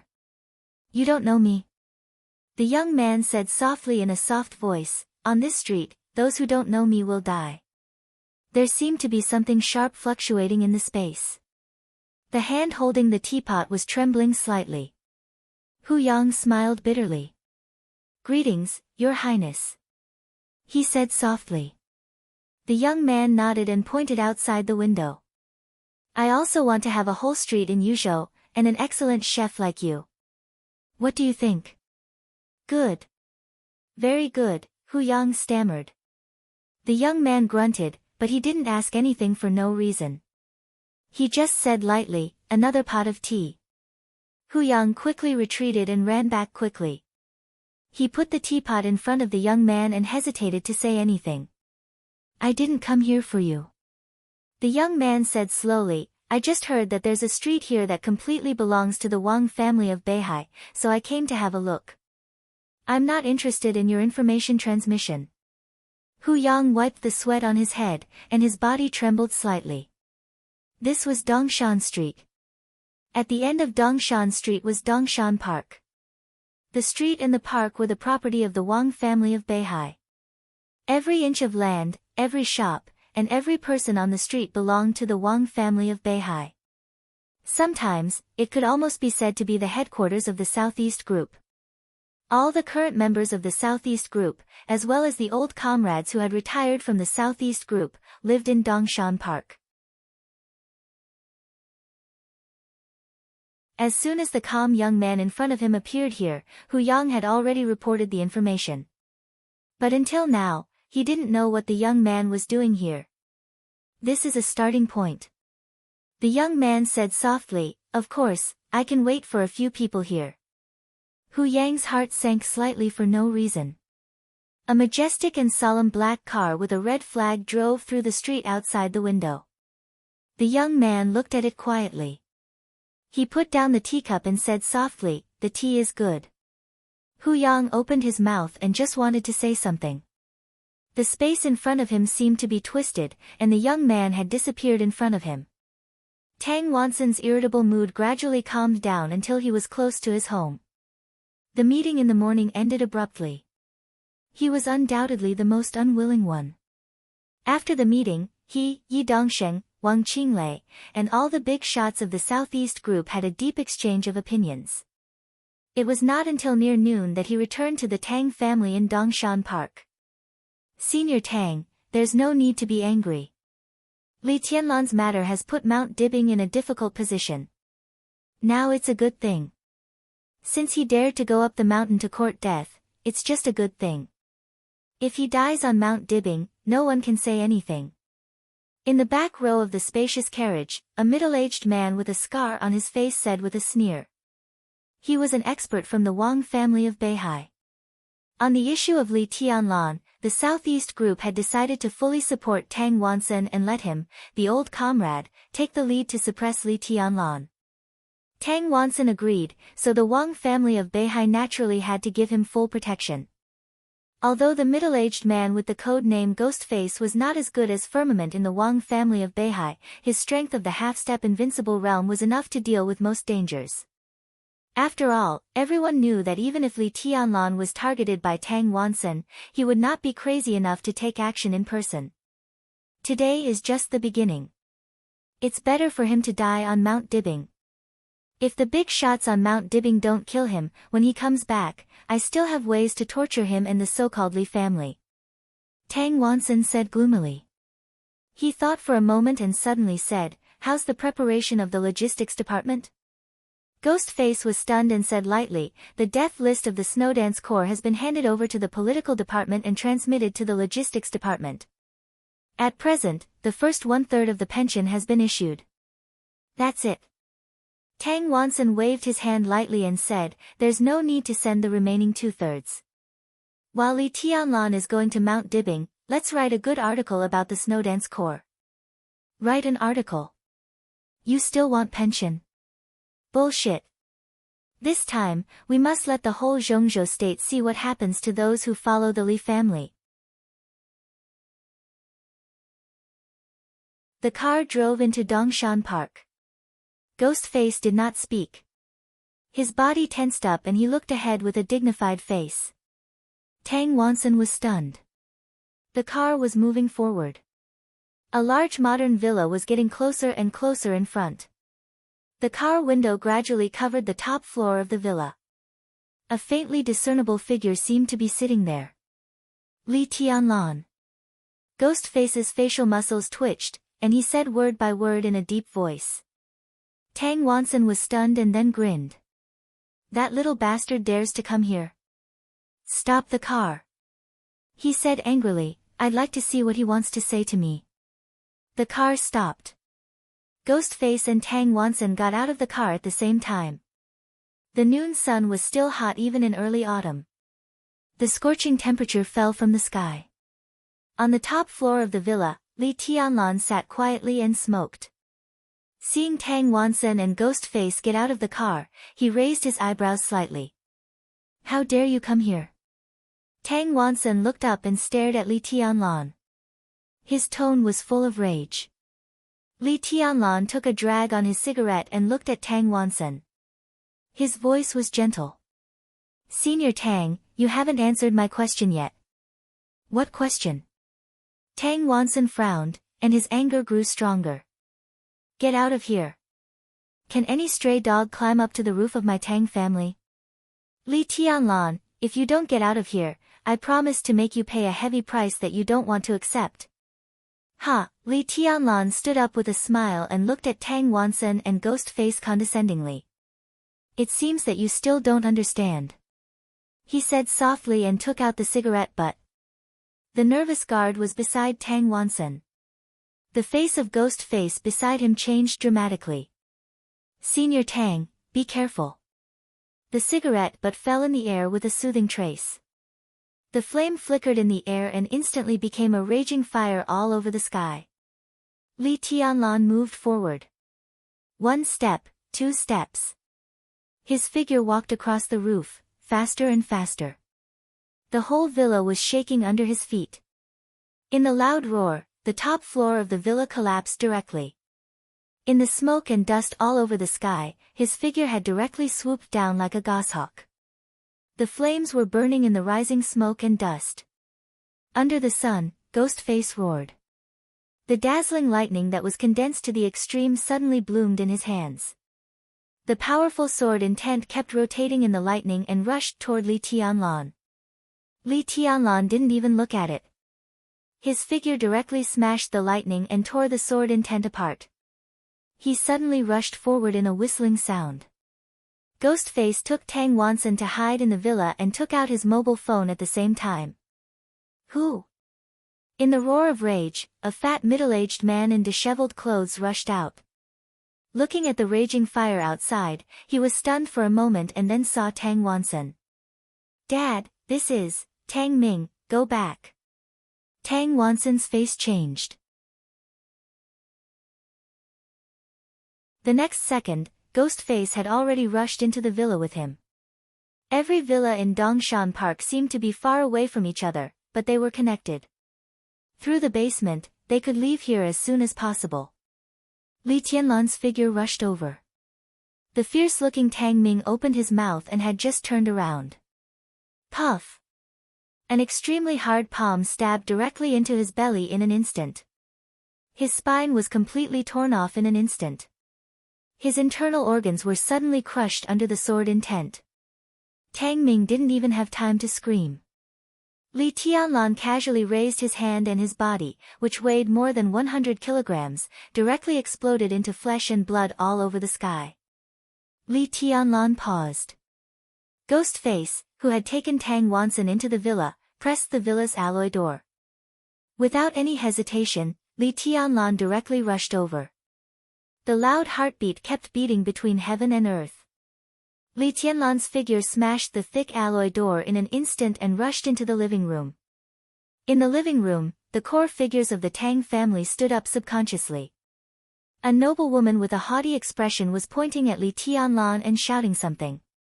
But before her voice reached his ears, Li Tianlan had already removed her arm. With a shrill scream, the woman was swept away and her body was directly embedded in the wall. In the dense cracks of the wall, the people of the Tang family finally realized that disaster was coming and fled with Ghostface mask and Tang Wansen. Li Tianlan's body directly crashed into them.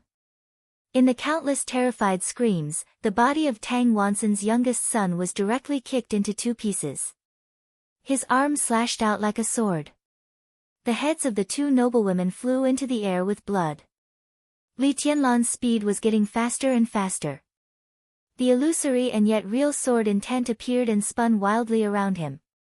In an instant, countless pieces of blood and flesh were flying everywhere. Annihilation. Without any hesitation, Li Tianlan directly attacked. He didn't let go of the Tang family, not even a dog. Li Tianlan. How dare you? The ghost face trembled as it roared in disbelief. Li Tianlan smiled and strode forward in the face of the lightning shooting toward him. Ghostface pushed Tang Wansen away and rushed over at the same time. The two figures collided in an instant. The clear sound of bones cracking suddenly rang out. With the splashing of blood. Li Tianlan didn't carry any sword intent around him. The violent power from his fist was transmitted to the ghost face again and again, shattering the lightning and shattering the layer of ice. Ghostface's body floated in the air in the great power. Countless pieces of blood and broken bones were scattered in every corner of the villa. Bang! In what seemed like a long time, but also a short time, Ghostface's body fell completely in front of Tang Wansen. Or it was no longer a body. All the blood, bones, and muscles were broken by Li Tianlan. What fell on the ground was just a piece of human skin. Tang Wansen didn't dare to look back. His old face was completely distorted. Trembling, he kept pressing the password to the door of the basement on the wall. The whole villa was extremely quiet. There were corpses and blood everywhere. Li Tianlan came over, looked at Tang Wansen, and said gently, "Senior Tang, don't you remember the password?" Tang Wansen turned to look at Li Tianlan. His body trembled violently, and he was in extreme pain and despair. In his sight were the corpses of countless relatives. This was his Tang family. All the members of the Tang family were here. Now he was the only one left in the whole Tang family. You, he looked at Li Tianlan and couldn't say a word. Bang! Li Tianlan directly smashed the thick and solid basement door with his fist. He smiled and said softly, "Where are you going?" "I'll send you." "You, madman, you, how dare you?" I am. I know you are the former member of Parliament of the Empire and the Deputy Minister of the Army Ministry." Li Tianlan's smile faded little by little. "But you haven't figured out a problem." His palm fell on Tang Wansen's head, and he exerted a little force. Tang Wansen screamed at the top of his voice. The hard skull was cracking little by little, and blood flowed out of Tang Wansen's eyes, nostrils, ears, and mouth. Intense pain swept over him, bringing with it boundless darkness. Li Tianlan looked at Tang Wansen with no expression and asked the question he asked at the meeting again. "What is the overall situation?" Tang Wansen's voice trailed off and eventually became silent. Li Tianlan let go of his body and said flatly, "From today on, I am the overall situation of Zhongzhou State." You're tuning into the Dreamy Chapters YouTube channel. We're so grateful for your support, and don't forget to subscribe to join us on this incredible journey through captivating stories. Your generosity through donations truly makes a world of difference, as it's the primary source of revenue that allows me to expand and enhance this channel for you. Thank you from the bottom of my heart for being a part of this adventure.